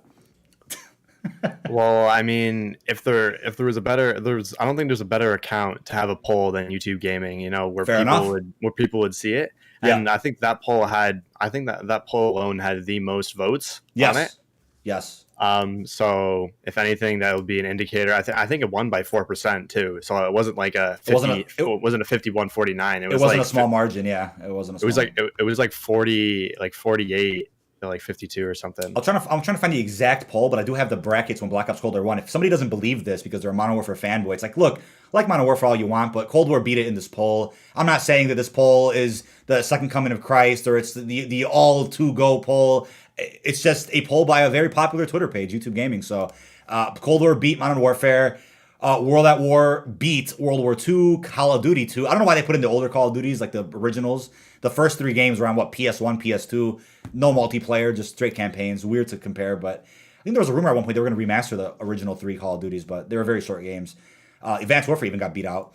Warzone, see, it's weird to compare Warzone with any of these games, unless you compare Warzone and Blackout, which also isn't really fair, but Infinite Warfare, Warzone, Black Ops 4. I mean, maybe was Blackout involved in, I guess you could say Blackout was in Black Ops 4, so I guess that's how they match those up. Whatever.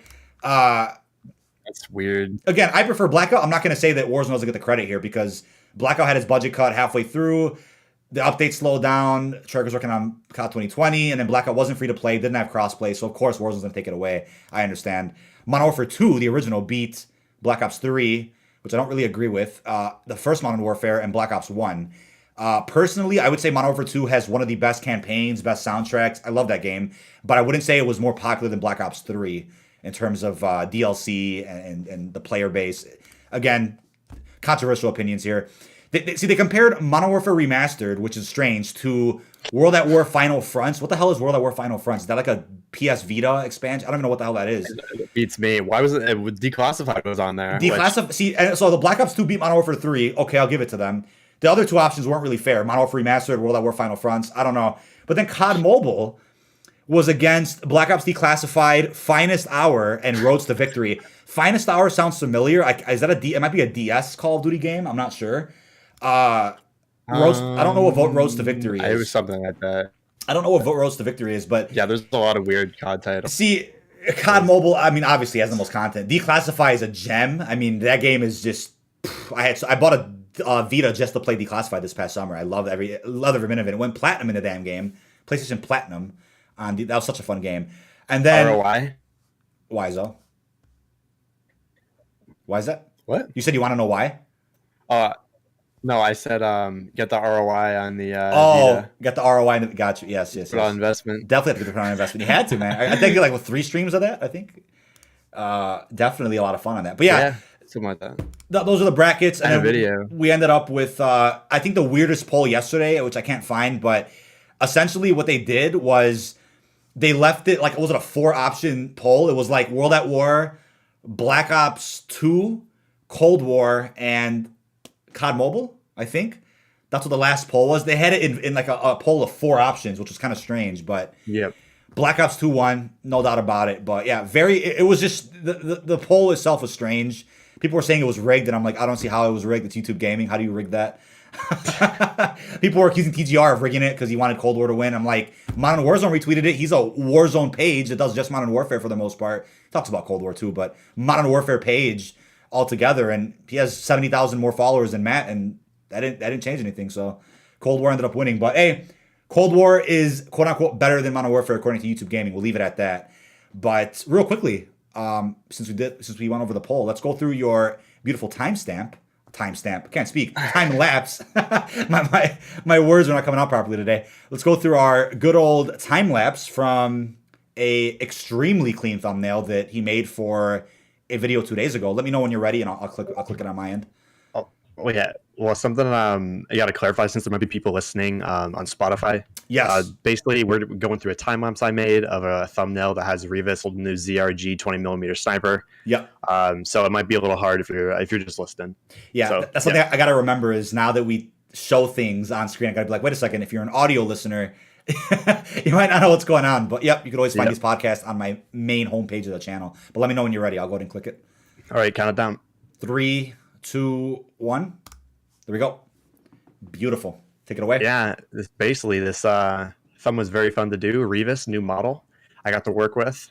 and a lot of this render work was with with her face, more importantly her eyebrows, and making it look really natural. I clicked. My bad. You might mind restarting the time lapse. I clicked loop just in case, and it restarted the whole thing. Man, Man. Okay. that's fine. That's fine. All right. I just started it. Just now. kind of. Okay. It's on. My bad. There you go. All right. Yeah, that's fine. Yeah. So basically, what I was saying, a lot of this render was to do with her face and making it look natural, which I think I pretty much accomplished in the thumb. I mean, it's not perfect, but obviously I'm still learning. The render itself with the positioning wasn't anything crazy. I didn't even rig the hands actually to the sniper because it wasn't being shown, so there's like no point. Right. And you can see there's a lot of time where I went back to change her eyebrows and eyes, and I actually changed her head position. Yeah. A few times as well because I think it would look better for the certain thumb, or for the thumb I wanted to do, which you'll see in Photoshop soon. Which this whole recording was actually an hour and 4 minutes. That's nothing. Made it in an hour. That's really good time for that. And you see, I just changed it to 4K resolution. Yep. Put a little glare on the scope there. Changed their head. Moved around some pigtails. Yep. I think you said before that you can't work with that in high resolution. You have to have it in low res first, then throw it in 4K later, right? I think that's how you. Yep. Yeah. Does anybody do it? Does anybody mess with stuff in high res, or there's no point? Well, I mean, it's just if your computer can handle it, it can handle it. But if you could see right here, I started the render and then I opened up Photoshop to get a file ready, so I can just save time on that. Right. Looking for jungle leaves in Google, which you said was pretty funny to do. Yeah, I'm like, you could take any PNG that's just random, might not even look good, and just throw this in and make a work of art. Like, I always find that hilarious, dude. Oh man, look at that! Like, fuck, bro. That's well, yeah. There's nothing really too extravagant from here on out. It's just moving leaves, putting little effects on it. Work of art. And yeah, that's gonna about finish it up. I tried to move the leaf around there. I had a little bit of trouble with it to begin with, but we got through it there. Moving some leaves around, and yeah, that should finish it up there. Getting some eyeball glare. Love that. There you go. I love showing these time lapses at least once a week. Chat, he can get one recorded. I mean, he does like at least what on average I would say a solid 5 to 7 thumbs a week. I mean, depending on how many clients you have for that week, but definitely want to always include a time lapse in every Bombcast. That's something I really enjoy doing. But these are just ridiculous, dude. I mean, especially for Revis, as that comment said, what was it? Bad bitch. New bad bitch. New bad bitch added. She actually just released today with a bundle that costs 2,400 COD points. People were confused yesterday. They're like, wait a second. An update dropped yesterday with everything except Revis and Gunsmith Customs.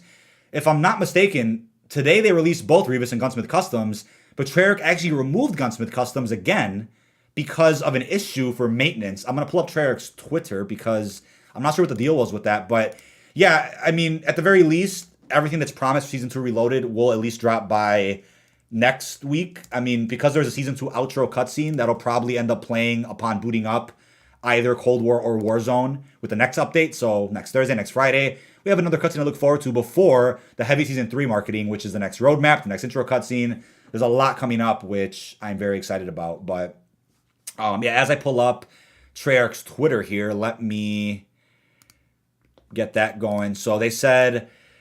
So 6 hours ago, Gunsmith Customs and Revis Operator are now live in Cold War mix and match attachments. We know how that works. I mean, it's awesome. I mean, I think somebody said it doesn't work in Zombies, though. If you were in Zombies trying to use a mix and matched blueprint, it just wouldn't let you. So maybe Zombie support is coming later. But I'm not surprised. Zombies is a bit more complicated to work with. So they probably wanted to roll out this feature in multiplayer first. But then they said, no, Gunsmith are temporarily disabled while we perform maintenance on the feature. Thanks for your patience.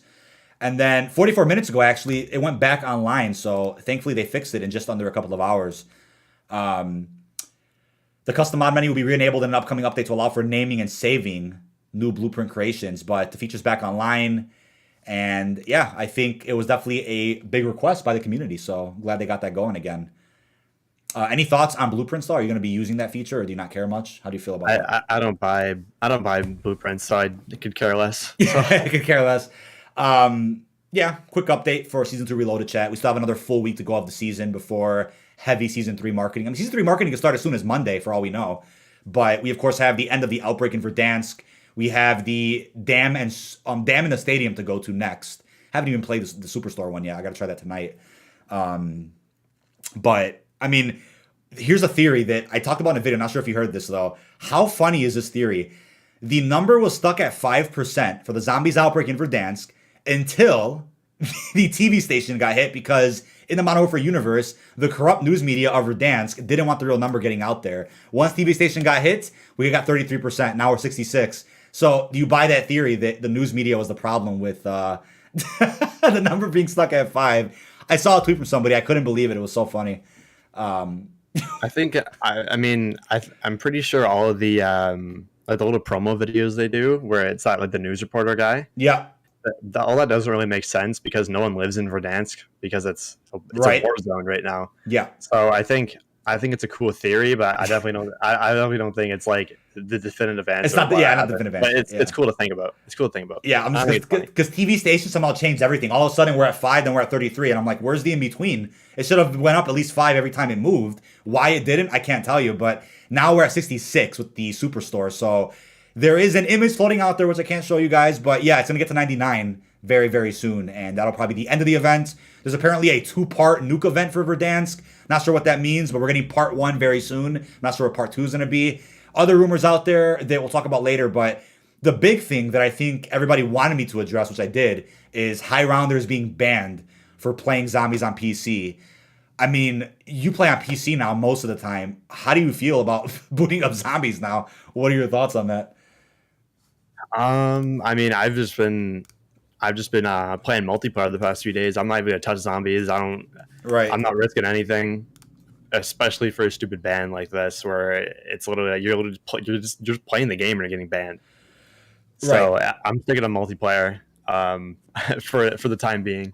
MC Zombie player answered my question, which is that Outbreak and Dead Ops Arcade 3 are safe to play on PC, but do not play D-Machina or Firebase. There's a high chance you'll be banned on the PC. Console is fine. I'm still not going to play on console either. I wanted to play zombies this weekend, but I'm like, I'll relax, because this could be, and this will be a topic for next week too if it's not addressed, this could seriously be the biggest controversy zombies has ever seen. Way bigger than World's First BS or, people modding maps or, talking crap about content creators. This is something that I think could be massive in a bad way for the zombies community. They're still saying, Treyarch, that there is no connection between playing high rounds and this 630 sailor error, whatever you're calling it. So if they're still denying that this is a problem, I am very confused with what's next for zombies, right? Because MC Zombie Slayer also tweeted this, and to drop him a follow on Twitter, he does, I think, almost daily streams going for high rounds. Crazy Zombies Player. He showed proof that somebody out there on PC made an alt account, right? A completely new account on PC, Black Ops Cold War. No interactions with any other player in the game. Hopped into a solo match, high rounds, Firebase, high rounds, D-Machina. Got banned after round 50. Permanent ban. Reached out to Activision support. He's being told he was hacking. He was cheating. And I'm like, so... it's scary to think about, man. It's really scary to think about that they're denying this problem. And I'm not trying to fuel up more controversy or call out Foxhound or any of that, but there is some massive miscommunication going on right now with this high round banning. I mean, the proof is there. There's a Reddit post that I'll pull up right now, if I could find it. I think it was, he had linked this Reddit post with over 80 sources, showing living proof that, people are getting banned left and right for just playing the game. I mean, let me just pull up the COD Zombies Reddit, which I don't like going on too often. Yeah, but anybody in chat talking about Damon, he hopped off after an hour and 20 minutes. He had to go. He has a dinner tonight, but it was our pleasure to have him on for as long as we did. But yeah, we have more topics to go through before the end of the podcast, so hopefully that's okay with you guys. If you want to listen back, you could rewind. It'll be available to watch later or on audio platforms like Spotify. It should be on top trending. Let me look up... let's see. Yeah, I guess it's not. Oh, even Activision support DM. Somebody posted a picture of talking to somebody, and I think they ended the chat. They actually ended the live chat they were in about this problem. So I really don't get it, man. If Activision is being told to not talk about this, I'm like, I don't know. I really don't know. What do you think about this problem, though? I mean, the Better Business Bureau is being hit up right now. Somebody already made a complaint for him. I just pulled it up on Reddit. That's This is a serious problem. I really haven't been following along with any of it because I'll just go play another great part of the game. Like Fair enough. I don't really care. This is my thumbnail, by the way. I just found somebody use my thumbnail on Reddit. I made this how long ago did I make this? Do you see this? I made that crappy thumbnail. What is it? It says Zombies Chronicles 2 with 2 arrows pointing at it. I made those arrows. He actually added a 2 to the thumbnail. I made a thumbnail for Matt like years ago. That's funny that ended up on Reddit. It's so shit. Before I even knew you, I made that. It was a Zombies Chronicles thumbnail that I guess someone slapped the 2 onto. Where's that post at? I can't see the... Should be top trending. Anyway, there was a Reddit post that I went through in my video.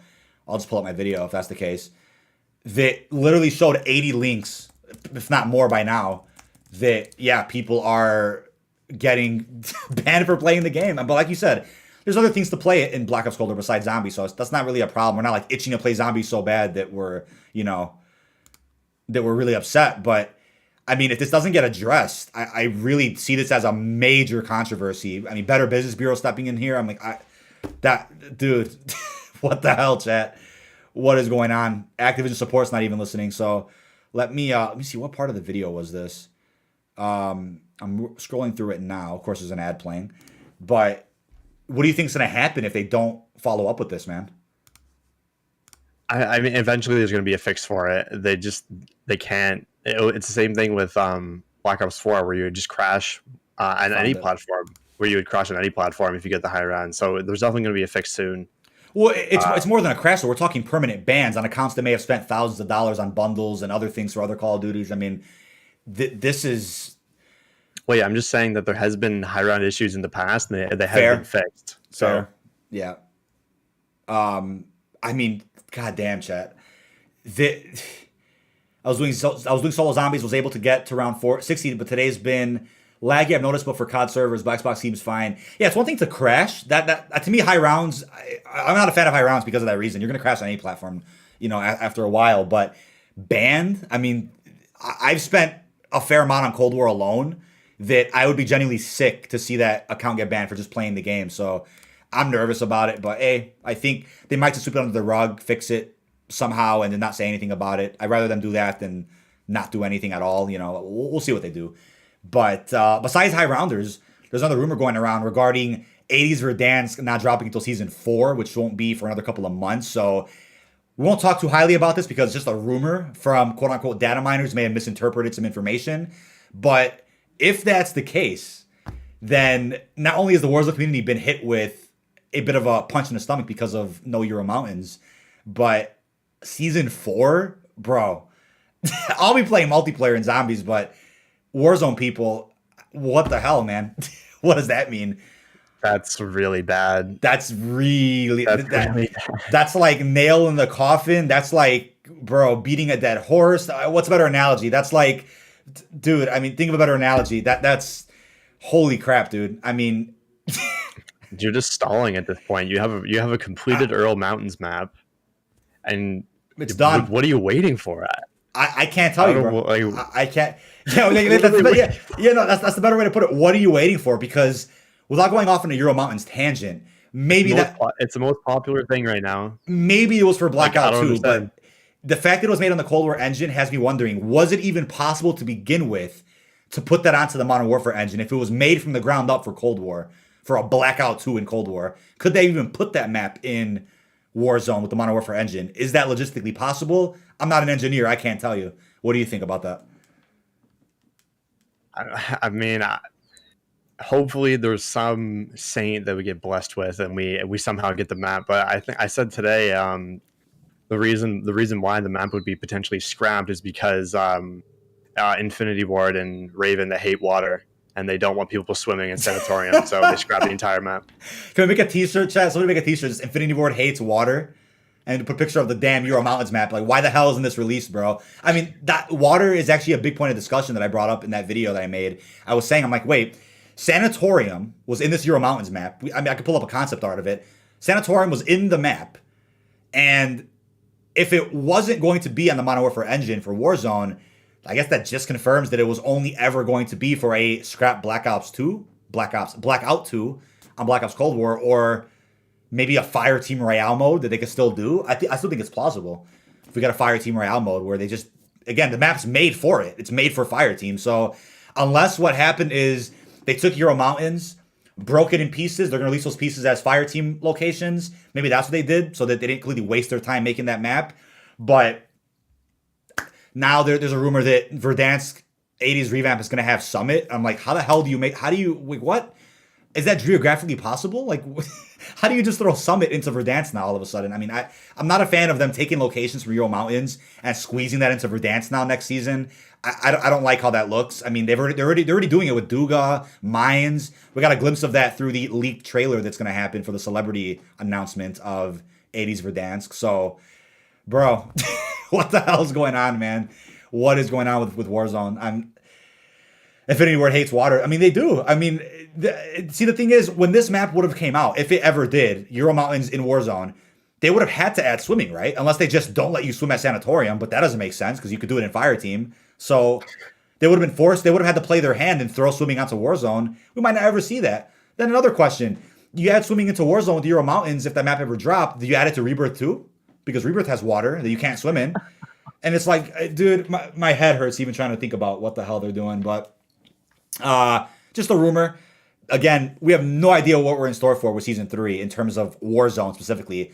Are we going to play it on Nuked Out Verdansk? Is there a mode? I mean, what's going to happen with that before we jump to the 80s Verdansk? I mean, you never know. Euro Mountains could still release. Stay hopeful. I hope it releases in some way, shape, or form that pleases people because, I don't know. I'm not a fan of them having that map laid out. The image of it leaked on Twitter chat. If you guys didn't believe it, Activision took it down from an account called Leaky Pastimes. So the image is real. The image is out there. His header photo is Zoo, so the proof is there. The proof is in our hands. Activision does not take down fake leaks or false information. They take down real leaks, real data mines. So that's just what happens. Anyway, in regards to, thank you for that comment, buddy. So let me read a few of these. Predator Poachers. Thank you for the stream as well, guys. I heard of this today and been wanting to hear more. I see your stream and I'm like, yay, some more info. Yeah, Predator, thank you for that, man. Bombcast, all of our previous episodes can be watched on the public playlist here on my YouTube channel. You can watch them anytime. And they're also available on all the audio platforms, including Spotify. So link is in the description for that. And Buddy said, Guapo Great. DK's becoming the best COD YouTuber before I stay blessed. Appreciate that, Guapo. Really appreciate that. Means a lot. The daily grind continues and never will end.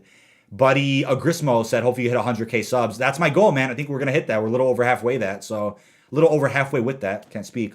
So hopefully we see that in the next year or something. I'm really looking forward to it. Thank you, Rachel, as well. Another rumor going around is COD 2021 being in bad shape. So can't talk much about it. It's not confirmed, but insider Tom Henderson mentioned it. So what do you think about COD 2021? I mean, if you think about what Tom Henderson said, I'm pretty sure he said the exact same thing about Black Ops Cold War. Yeah. It was in a very rough state, which they clutched up. So I'm not sure if we can get too much off that comment of his because, like I said, it worked out very well for Black Ops Cold War in that sense. So under the circumstances of COVID, whereas now things should be opened up a lot more. They should be transitioning to a traditional method of developing again. So I'm hopeful that the game isn't a mess. But the rumor was that, they wanted to give Infinity Ward more time to make a Modern Warfare sequel, which wouldn't drop until 2022. So they want Infinity Ward to come out with a banger. Because, again, Modern Warfare 2, that's going to live up to a big name. That's going to fill in some huge shoes. Modern Warfare 2 is a fan favorite. So to make another Modern Warfare 2, they want to have more time to make that. Sledgehammer's going to come out with a quote-unquote World War II Vanguard. They haven't had that much time to make it. People have been saying, they've had since World War II 2017. Not necessarily, because Cold War was Sledgehammer's game at one point. The original COD 2020 was a Sledgehammer game where they teamed up with Raven to finish it. That changed. Treyarch took over, finished it with Raven. We have Black Ops Cold War now. So Sledgehammer started on a new project, I would say 2019. So they've had a fair amount of time to make it. I'm hopeful for it, but a lot of CODs go through this. A good example is Black Ops 3. That game got scrapped almost entirely a year into development, and we still got the game that we got. I mean, that kind of explains why the campaign's a bit yikes, but the multiplayer in zombies was flawless in Black Ops 3, especially when it dropped. Community didn't agree with that, but in my opinion, the game was very smooth. But Black Ops 3 went through it. Black Ops 4 went through it. But to me, Black Ops 4 was still a product that I think Treyarch was proud of despite the issues. They still managed to pull out a good multiplayer. I think a lot of zombies content despite the crashing, and definitely Blackout. So year in and year out, we're going to be hearing rumors like this, that COD's not doing well. It's in a bad state of development. Stay patient because things could change for the better in the next few months. I mean, things could turn around completely by June or July to where the game is just on pace for a solid November release. You never know. So stay hopeful for that. But also, we have some criticism for ZWC3 that I wanted to go through real quickly. It's also a topic that we'll talk more about in a different episode, but to kind of scratch the surface a little bit, maybe take it away with your thoughts on Zombies World Championships, my friend. What are you thinking about it? Well, I was gonna say I think we should really save this one for next week because I think it could be a pretty big thing. But basically, sum it up. If you like a competition based on RNG, then I guess it's for you. With constantly speedrunning, I'm personally not that big of a speedrunner. I like watching speedruns, but doing it yourself is not really, yeah. And then I don't know. But I just kind of feel like the format is a little bit unentertaining, which that's completely fine if it's not entertaining to me. I just won't watch it. I'm guarantee a lot of other people will though. So yeah, because I know the first CWC they didn't really have things organized the way they wanted it to, and again, running something like this is a big job, so I don't blame them. But they had some technical problems with the first one. The second one was a big improvement, I would say, production wise and budget wise. But then it had, I think, less viewership the second time around. So they're bringing it back this time with COVID. I mean, you could go to Vegas June 25th, June 27th, or you can watch it online, even compete online. You don't have to go in person to compete. I think my thing with this event, though, is, the lineup, which we'll talk more about next week, but the lineup of people here, it's like, it almost feels like the lineup isn't necessarily based on the skill or even the name in regards to speedrunning, but more about the content creator, because it's like, Reed, Johnny J, they've been around for a while. They helped out with the other two ZWC events. Fair enough, but they don't play zombies anymore. They don't post zombies anymore, so it's a little... strange choices. Chopper, awesome player. He's a great player, actually, so that choice makes sense. I'm not sure who X Arlie 23 is. Rabbit. Does Rabbit even speedrun? I'm not familiar with him too much, but not too sure. I don't think so. Pizza makes sense. No shit. Awesome player. Has some records himself. Tim Malcolm. I don't know who that is. Greg. I mean, everybody knows Greg, so I mean, Greg makes sense. He took part in the last few events. Tim Hansen. This one again, maybe because of the name, they're like, oh, to help promote the event, get a big name in there. He's a big channel, no doubt about that. He's doing crazy things with the custom zombie scene, but does he play much Cold War or speedrun? I don't really get that. Again, maybe I'm just not knowledgeable enough on these players' skill levels, but Vesk, heard a little bit about him. Pack-a-Punch was a controversial one. I think that one was interesting because Pack-a-Puncher left the zombie scene, does full-time Fortnite, but then kind of dipped back into zombies a bit recently with Twitch, doing some streams. So... I don't know. It's like the lineup is strange to me, but we'll see how the event takes off. I think a lot of people out there, they thought they deserved to be in it. They were actual speedrunners. They were a bit let down by that lineup, but let's see how the event goes. Let's see if it's all worth it. Caleb Ross actually secured tickets for the event. They actually retweeted his tweet. That's crazy. I just saw that. But hey, I'll be checking it out to see how it goes. I hope it goes well for them. I hope they reach the numbers they're hoping to reach. $10,000 prize pool, I believe, unless I'm wrong about that, about 10 G's. But I guess the thing is, right, if you have very few actual speedrunners taking part, then one of these content creators is going to win it. And it's like, isn't that a bit redundant? It's a content creator who does it full time wins the prize. It's like, it almost seems like a way to self-promote themselves, but not a huge fan. Not a huge fan of, Ton, Hansen, and Crazy Rabbit beat a tag or toe an Easter egg. Starting room only for the longest. Yeah, but again, that's so minimal compared to the challenges in the event itself. So I don't know. I feel off about the event. It's strange, but I'll see how it goes. I know Z for C3 is going to happen at some point, I think in July, and I was invited to take part in it again. We did the second one last year. I thought it was very successful. Raised over $7,000 for St. Jude's. Majority was in it with me as well.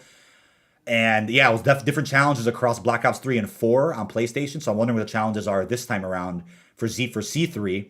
I'm looking forward to that, and definitely will be accepting the invitation I guess, in the invite recently. But we'll see. Things could come up. You never know.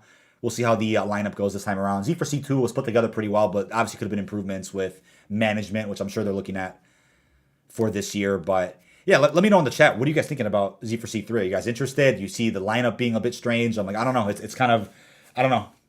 It's a bit different.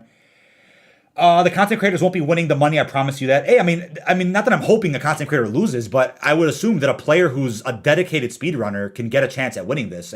But like Fajardi said, with all the RNG involved, I've never looked at zombies as a competitive game mode. You know, you can have grief, you can have rush, you can have different competitive aspects of it, but when it comes to Easter eggs, it's like you could practice for weeks, if not months, to get a speedrun time. You may get it pretty often, but with the RNG involved, what if it just doesn't work out on the day of the event? All that time you spent practicing, sure, it was needed, so you know what's going on, but is it really measuring your skill at that point or the RNG on the day of the event? You guys be the judge of that, you know what I mean? I'm not a fan of competitive zombies, but I definitely want to see how it goes. I'm interested in what they could do. Fajardi and I nailed the classified speedrun pretty well. Scatty. I want to do that again at some point. When you get, if you get a PS5, we'll hopefully boot up Black Ops 4 on there. God, those are fun, man. But again, RNG's involved. You got to get the best power-ups, the best spawns, this. It's not easy. Wait, what? Tim Malcolm is a 90-Day Fiancé or a spin-off guy. He's been in videos with Tim Hansen. Wait, really? I had no idea about that. Spider-Man, maybe link me some stuff on Twitter or Discord. I want to see some of that. Tim Hansen and Tim Malcolm teaming up. 90-Day Fiancé. What did Tim Malcolm do on there? That's interesting. I had no idea. Putting our money on Malcolm. These old heads are getting rusty. But is he a See, I'm confused. I don't know. You said he's on 90-Day Fiancé. Is he a speedrunner? I'm not really sure on what's going on with that. The only things in zombies that don't require incredible RNG is like Moon Area 51. Yeah, see, challenges like that, first rooms and different stuff, sure. But Easter eggs, it's like, yo, what's going on there? But we can talk more about that another time. We'll see. Also, quick comment about partner confusion. I was going to point this out just as a quick comment. I've been seeing lately that there's a lot of Call of Duty partners addressing, the leaks about COD 2021 Vanguard, Euro Mountains. So I guess my message for almost Activision is like, what is it, right? What is it going to be? Do you have to be a content creator that ignores said rumors and leaks and be this wholesome channel that just addresses official info? Or do you have to be a gameplay-oriented channel that doesn't really talk about news, but does more Warzone multiplayer videos? Because it's looking like the Call of Duty partner system itself is interesting because actual COD partners almost have to put on a innocent persona where they're not addressing leaks, but some of them do. And I'm like, I don't understand the system here. And what are your thoughts on this, man? I mean, how do you feel about this partner program that they have going that doesn't really make sense? I actually really don't have a take on this because I'm not really involved in the content creation side of it. So fair enough. I can't really talk a lot on it, but I definitely think there, like you said, where some people leak some things and then others don't, and then some are just like complete saints, don't talk about anything leaked. Yeah, I definitely think I mean, I don't know how it works. That's where your confusion comes from too. Yeah, no, yeah. I was just saying, I'm like, the way that it goes is like, when I make content for Call of Duty, I'm like, should I be this saint? Should I not do this? Should I not do that? But then it's like, am I being myself when I'm like that? So I like to be myself, whether it's videos, tweets, streams. Obviously be professional so that you don't embarrass yourself for brand deals or other companies want to reach out. But when it comes to the Call of Duty scene, it's like, I just don't get what exactly they're looking for. Not that I'm saying, I need to be a partner right now. It's like, no, I'm just saying in terms of other channels, I've seen quite a few channels out there that have a lot of talent. They don't get reached out to. I think even JGod, I would say arguably the biggest channel covering Warzone right now, he also, I think, got blacklisted. He was a partner at one point or just connected with them, is no longer. So I'm like, he's doing, I would say, arguably the most popular content for Warzone. Even he's not involved in this. So there's this lack of transparency I'm seeing with Activision and the creators that, has me wondering, man, what the hell is going on? I don't know. It's a show I watch. It's part of the reality. Okay, thanks, Spider-Man, for letting me know about the Malcolm dude. I wasn't aware. Appreciate the clarification. But yeah, just a quick comment I was thinking about recently. I'm like, when do I talk about this? Might as well do it on the podcast. I'm just hoping that one day Activision gets a team together that handles marketing, handles content creators, that is really transparent with what is required, what isn't something they want to see. I hope they kind of put together a team that reaches out to, creators that are working hard every day on the Call of Duty content scene. But yeah, just a bit of confusion there. But one of the last topics I had written down was a year 2 for Black Ops Cold War DLC. You're kind of convinced that we are going to see a year 2. How do you feel about that? I mean, we just got to. Charlie Intel tweeted today that Black Ops Cold War was again the top selling game this month, Right. in US and in UK. I'm pretty sure. So I find it difficult to find an exact number of sales for Black Ops Cold War since release. Some websites have contradicting information, but yeah, as Charlie Intel pointed out, and the tweet's not even loading for some reason, Black Ops Cold War, and the image is bugged for some reason on Twitter. Black Ops Cold War was the best-selling game on PS5 and PS4 in the US for the month of March, number 2 on PS5 and PS4 in the European Union. So I think in the Activision phone call, the recent investors announcement, I think it was a good month or so ago, they said that Black Ops Cold War not only was the best-selling Call of Duty in a while, I think it outdid Modern Warfare in a lot of avenues. Modern Warfare was definitely the most selling Call of Duty for some time. But if Black Ops Cold War was the best-selling game of 2020 during the Warzone influx of Modern Warfare sales, then that just, I guess, confirms Black Ops Cold War won. There's an article I pulled up not too long ago on Twitter that proved that. So there's people out there that prefer Modern Warfare over Cold War. More power to you. But looking at sales, Cold War has outperformed in a lot of avenues. So we're not sure what the exact numbers are, but Cold War is continuing to shatter the record. So with that, expect Modern Warfare Season 7 like updates next year for Cold War, where maybe they don't call it a Season 7, but we still see extra maps or features added to Cold War multiplayer and zombies. But the fact that Modern Warfare didn't have zombies, but Cold War did, has me wondering what zombie support looks like next year. If Sledgehammer's next game doesn't have a zombies mode, I wonder what that's going to look like for Cold War. Do you think they'll update with actual maps, or will they add in just Outbreak DLC? What are you thinking about post-launch content next year? I don't really know at this point. I feel like remasters would be a good place to start. Fair. Obviously, new weapons, some new bundles. Yeah. And then maybe, if we're lucky, a few extra zombies maps as well. I think it'd be really good. Yeah, I think a good time for remasters, remakes, all that extra content that isn't quote-unquote new content, that's probably best for a year 2, a Season 7, so to speak. I think Black Ops 4, one of my issues was that the weather variants, right? Jungle Flooded, Arsenal Sandstorm, really cool and really interesting weather variations, but that kind of content feels like it's year 2 content, where it's very bare minimum, very extra, kind of overlapping pre-existing content. That makes more sense for a second year where the game's not in the focus or the spotlight for that season, if that makes sense. What I'm not a fan of, though, is when people do this, right? So Real Thunder tweeted, best selling game of all time, and yet somehow least played. So he's arguing that Modern Warfare had more viewers on Twitch, Warzone did, Fortnite did. I'm like, why do Twitch views have to reflect how popular a game is? It's like, oh, well, it makes sense, right? Everybody's streaming, everybody's playing it, but does that really reflect? Because wasn't Fortnite doing bad at one point, Twitch-wise, and then skyrocketed up with the next season? Like, what does that really tell you? I'm like, I would never let YouTube or Twitch views reflect how bad a game's doing. But if you want to play that card, let's play devil's advocate here. Modern Warfare's views were not good when it was just multiplayer last year. Before Warzone dropped, a lot of content creators jumped ship.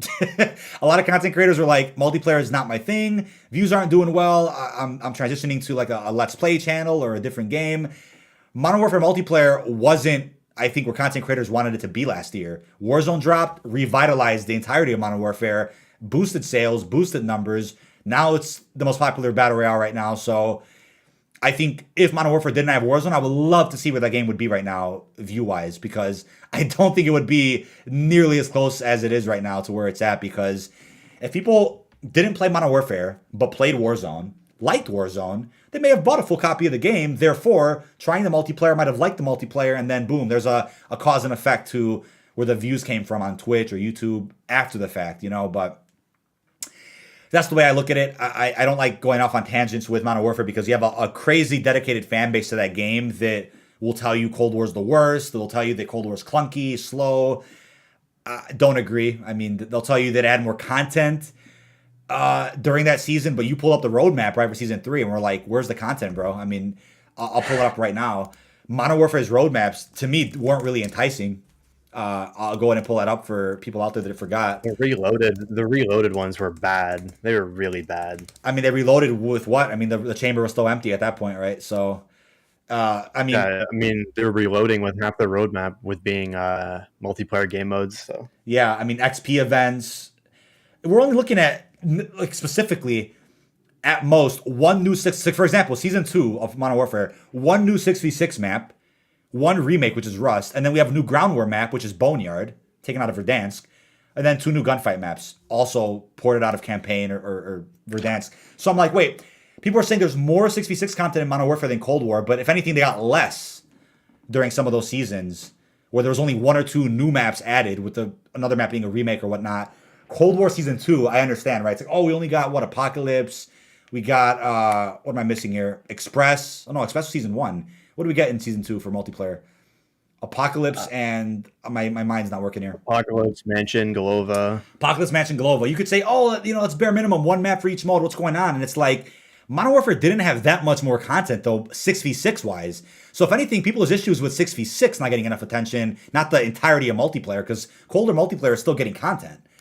I'll pull up the roadmap for that. Again, we don't have to agree with the amount of multiplayer content that's in this roadmap, but just know that so much attention is going to Outbreak, Warzone, XYZ. 6v6 multiplayer just isn't in the spotlight anymore like it used to be. I mean, you want to go back to the old days, sure. Black Ops 3, you get 4 new multiplayer maps per map pack. Cool, but there were no battle passes, there were no season updates, there were no... such a different scene back then. So what would you rather have? The old days with 4 new DLC maps per map pack, and there's only 4 DLCs, or the way we have it now, which is about 6 seasons, battle passes, big expansions. I mean, I'd rather have it the way we have it now. I'm happy with it. I think it's a fair amount of content considering the pandemic. But yeah, ladies and gentlemen, that is about it for episode 4 of Bombcast. What does everybody else think in the chat, though? Any other topics do you want us to address? Feel free to comment on that. I definitely think next week's going to be a huge week for marketing. I think Season 3 marketing is going to start getting teased. I think we're going to see the end of the Outbreak in Verdansk. I'm definitely expecting Season 3 roadmap at some point soon. I mean, if you look at a calendar, it's what, April 22nd? The supposed start date for Season 3. So the day before, that's the end of Season 2. Doesn't look like there's any delays coming up. I think they're on schedule with what they want to release. So happy to know that they're on schedule. Nothing's really going wrong behind the scenes right now. Surprisingly. Yeah, didn't a couple of Modern Warfare seasons get delayed? I swear they did, bro. I swear Season 5 or 6 or something got pushed back a little bit, if I'm not mistaken. Not off my memory. I can't remember anything. Season 1 definitely did a Cold War, but that was for obvious reasons, that Warzone integration and whatnot. It was only a week anyway, who cares? But yeah. I swear, somebody in chat tell me, I swear a Modern Warfare season got delayed at some point. Towards maybe Season 5 or 6. I swear that happened where they extended the Battle Pass until the season would start. I swear that happened, but I give Modern Warfare a lot of credit now than I did in 2020. Yeah, Modern Warfare, see, I respect a lot of what that game accomplished, what it introduced. Because of that, Cold War can also thrive off some of those features. It just wasn't my cup of tea. It wasn't my game, wasn't my style. I didn't find any really memorable parts of the game's story or characters. It just wasn't for me, but doesn't mean that it couldn't be for anybody else. I mean, that's just my opinion. Modern Warfare had 5 maps at launch. Then season drops, and it was a lot of remasters. I think 1 original map. So yeah, correct me now. I swear the same argument was being had last year. That, Modern Warfare lacks 6v6 content, lacks original maps, all remasters. The same argument is being said now for Cold War, but now they're saying, Modern Warfare had more. Clock back a year ago, people were saying the same fucking thing about lack of multiplayer content. People forgot about it, I guess, man. It's like the quote I was saying last night. I'm like, I actually have it written down. Let me say it specifically the way I wrote it down. Let me go through this. Let me go through my notes. It takes the faults of a new Call of Duty to appreciate the hidden gems of the last Call of Duty. Even though I don't think Cold War has many faults in terms of content and multiplayer, it definitely takes the newer game to appreciate what the last game was doing or what it did right. Because I'm already seeing, Black Ops 4, underappreciated. Black Ops 4 had this. I'm liking Black Ops 4 Zombies more. The story was better. The gameplay was more fun. I'm already seeing that on Black Ops 4, but that game was butchered beyond belief. So I'm like, people have to make up their minds, dude. What is it, bro? Do you not like the new game? Do you not like the whole series? Do you like the last game? Like, it's really, really funny how the tides have turned. And I guarantee you, let's say the story doesn't work out too well in Cold War Zombies. Let's say Dark Ether doesn't really perform all that great later on. It's like underwhelming. Guarantee you, bro, the love for chaos is going to happen. You're going to see some praising of that story. Promise you. Just wait. Got some comments here. Birthday's on the 12th. That's a good topic. Hey, Lord Botback, happy birthday to you, man. Birthday's coming up in what? What's today, the 9th? Yeah, 3 more days, my friend. Happy birthday to you. What else did I miss here? I was surprised when Alex turned out to be alive. I mean, again, that was also kind of underwhelming. You kill a character off in the campaign, bring him back through a short cutscene of a season with no explanation, and then maybe it was explained through intel that I didn't look at. Kind of anticlimactic. Kind of weird to bring a character back like that. My birthday's next Saturday. Hey, happy early birthday to you, Mark Mason. God bless, man. Appreciate you popping into the podcast, my friend. Awesome to have you here. dkdynamite, a season got delayed for Jor. Oh, it did. That did. I think it was season 4 of Modern Warfare then. They pushed the season back when the BLM stuff happened. You're right. You're right. It was in May? I think because then they had the BLM message at the main menu of Modern Warfare and Wars. I remember that. And I think they actually pushed the season back. Oh, yeah, because they were like, it's a little inappropriate to release like a quote-unquote Call of Duty gun-driven update when, tragedy like that went through. So, okay. I actually remember that now. Refresh my memory a little bit. Appreciate that comment, Mateo. I'm so excited for the zombies to move to somewhere else on Verdansk. I'm excited I didn't even bother visiting them. Yeah, I didn't even boot up Superstore yet, man. That's the one location I haven't seen yet. So maybe tonight I'll pop into that. But Fajardi and I have a tournament to attend to in Gunfight if he has time. So hopefully get that going.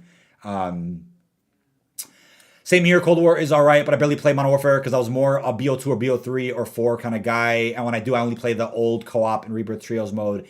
The camping gets crazy, man. Camping gets crazy in Modern Warfare. But yeah, any final thoughts, Fajardi, on this past week? What to expect next week? What are you thinking in terms of Bombcast? Definitely going to be talking about some Season 3 stuff next week. Yep. Banger thumbs, and I'm tired. I could tell, man. Maybe it's time for a nap after this episode. I'm definitely feeling it as well. I'm actually gonna eat after this. Yeah, Chad, I have a nuclear video, which, my God, dude, you made the thumbnail for that fucking 2 weeks ago. I've had the video on hold. I might juice it up and drop it tomorrow, and then I have a zombies idea I want to drop on Sunday. So we'll see what happens with that. But definitely have a fun video in the works regarding nuclears in Cold War multiplayer. There's some news to address in that video too, which the title's probably gonna address, but there's going to be some news in that video that I talk about, and then kind of my experience with dropping nuclears in multiplayer, giving some tips for people out there having trouble with that, because I've been fortunate to drop, I think it's 5 or 6 nukes now in Cold War, and they're fun, but there's a lot of lobby RNG involved in that. It's not reverse boosting, it's not cheating, it's not SPMM. It's all about just knowing what lobby makes sense to drop a nuke in, because some lobbies just don't make it possible. Some lobbies involve some players exploiting broken weapons, camping. So it's a bit of a process I wanted to go through in a video. I think will be a bit original. So look out for that. And we talk about Cold War, going through it, but mid-season 2, Modern Warfare got hit with Corona, BLM, and the Warzone Easter eggs. Yeah, I mean, season 2 of Modern Warfare, I think, was the season I enjoyed the most. I played the most of, and then Warzone dropped, so it changed the scenery of that game quite a bit. But take Warzone away from Modern Warfare. I would love to see where that game would be right now, because I doubt it would be anywhere near successful. But because there wasn't a Modern Warfare game for, 8 years since Modern Warfare 3, that name was kind of on hold, on a shelf, right? Nobody had heard a new Modern Warfare game for so long, so they announced that game. The name clicks for a lot of OGs out there. Of course, the sales were great, right? If Black Ops went through the same thing, I assure you, Cold War would have been in a different state right now, because if we didn't have Black Ops 3 and 4, maybe just Black Ops 1 and 2 from back in the day, then the name Black Ops would have resonated so much differently with the announcement for COD 2020, right? Like, oh, Black Ops coming back after X amount of years, let's get it. Because there's been Black Ops back to back to back to back, people might have dropped off by now. Maybe have stopped playing Black Ops for that reason. So that's kind of my last take on the franchise there. Last comment here. COD's been really bad lately for pre-aiming campers and hard scoping. I hope they'll use their money to get some good effing servers for a change. I don't know. They got themselves a list of problems. I think one thing I'll say is the only thing that bothers me with Cold War multiplayer is sniping must be that easy to where so many people are sniping. I have never played a COD multiplayer where I've experienced so many snipers in a match. I don't know, man. You let me know. Have you seen this many snipers in multiplayer before? You see them every now and again, but Cold War has such a large amount. I don't get it, man. Yeah, it's because of the no flinch, I believe. So has to be the reason. Thank you, Sean, for $10 donation Superstore tonight. Yeah, I'll be on tonight for sure, man. I definitely want to get some games in. play some gunfight, definitely try some things out. I will be on in a bit. I will let you know when I'm on. But yeah, snipers have been a problem for me. I noticed that I feel like I die the most from snipers in colder multiplayer. If I'm going on a nuke streak or whatnot, if it ever ends, it's not because I lost a gunfight, it's more because I got sniped, which gets frustrating, but something to deal with. Last thing in regards to that comment is last thing.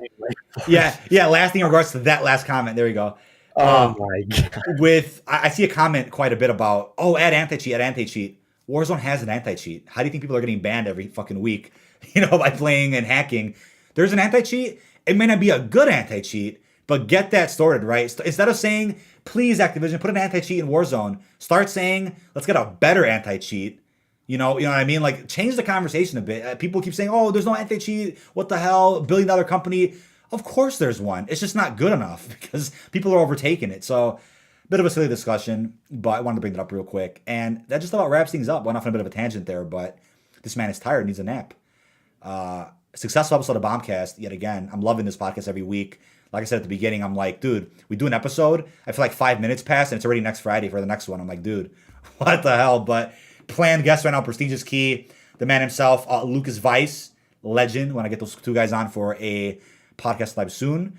MJ, voice of Stitch, and hopefully some others. Get some surprises in store for all you guys out there. But that just about wraps things up. Really hope you guys have enjoyed. Again, Damon was on for the first half. If you missed out on it, you can rewind it right now or check out the VOD on my YouTube channel or through any of the audio platforms of your choice, including Spotify, and I think in the next few days, Apple Podcasts as well. But just about wraps things up.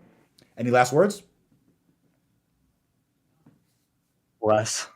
Bless. Fair enough. That is about it. Really hope you guys have enjoyed and see you guys in the next Bombcast. Appreciate all the love.